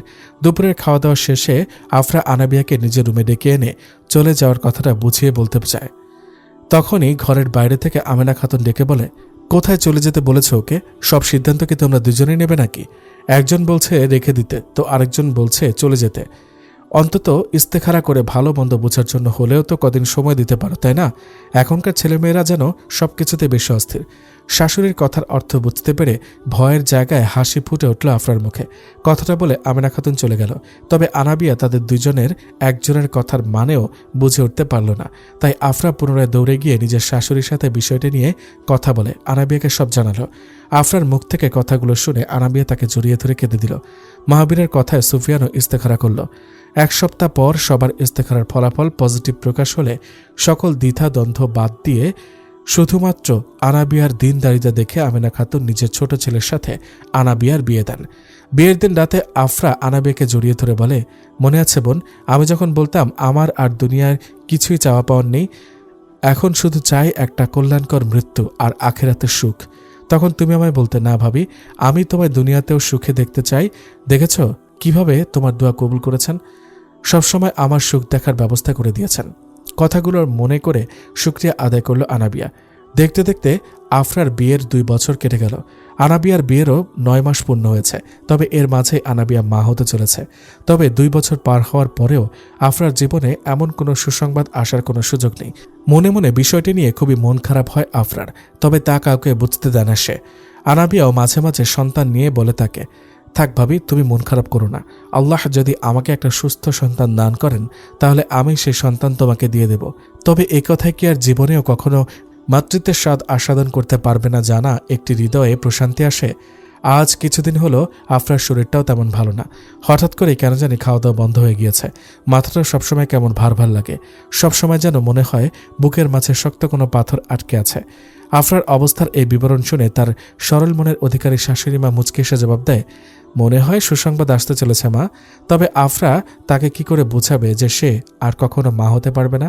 আফরার এই অবস্থা লক্ষ্য করে মাহাবীর একদিনের জন্য ছুটি নিয়ে তাকে ডাক্তারের কাছে নিয়ে যায়। ডাক্তার সেদিন বিভিন্ন চেক আপ করতে দেয়। তবে সেদিন সবগুলো রিপোর্ট হাতে না পাওয়ায় পরের দিন আমেনা বেগমকে সাথে নিয়ে হাসপাতালে যেতে হয় আফরার। ডাক্তার রিপোর্টগুলো দেখে আফরাকে উদ্দেশ্য করে বলে, গুড নিউজ, আপনি মা হতে চলেছেন। ডাক্তারের মুখ থেকে এ কথা শুনে আফরা চরম আশ্চর্য হয়ে যায়। হতভম্ব হয়ে পুনরায় ডাক্তার মহিলাকে জিজ্ঞেস করে, আরও একবার চেক করে দেখুন তো ম্যাডাম, এটা কি আমারই রিপোর্ট কিনা? ডাক্তার একটা হাসি দিয়ে পুনরায় জানায়, হ্যাঁ, এটা আপনারই রিপোর্ট। আফরা তখনই খুশিতে আমেনা খাতুনকে জড়িয়ে ধরে অঝরে কাঁদতে শুরু করে। তার কান্নায় আমেনা খাতুনেরও চোখের কোণে পানি চলে আসে। তবে তিনি আজও জানেন না আফরা তার মা হওয়ার খবর শুনে কেন এত অবাক হয়েছে। সেদিন রাতে মাহাবীর বাসায় ফিরলে যখন এই গুড নিউজটা আফরা তাকে জানায়, সাথে সাথে সে 2 রাকাত নফল নামাজ পড়ে আল্লাহর শুকরিয়া আদায় করে। পরের দিন 20 জন ইয়াতিম শিশুকে বাড়িতে এনে পেট ভরে খাবার খাওয়ায় সে। কয়েক মাস পরে চেক আপ করলে জানা যায় আফরা এক সন্তান নয়, বরং যমজ 2 সন্তানের মা হতে চলেছে। আফরার মা হওয়ার এই খবর যেন সবার জন্য আল্লাহর এক অপূর্ব নিদর্শন হয়ে প্রকাশ পায়। মাহাবীর সেদিন আফরাকে বোঝায়, দেখেছ, আমরা আল্লাহর দেওয়া পরীক্ষাগুলো নিয়ে কতই না হতাশ হই, তবে আল্লাহ চাইলে কিনা সম্ভব। দেখতে দেখতে মাস গড়ায়। কিছুদিন পর আনাবিয়ার ঘরেও ফুটফুটে একটা কন্যা সন্তান জন্ম নেয়।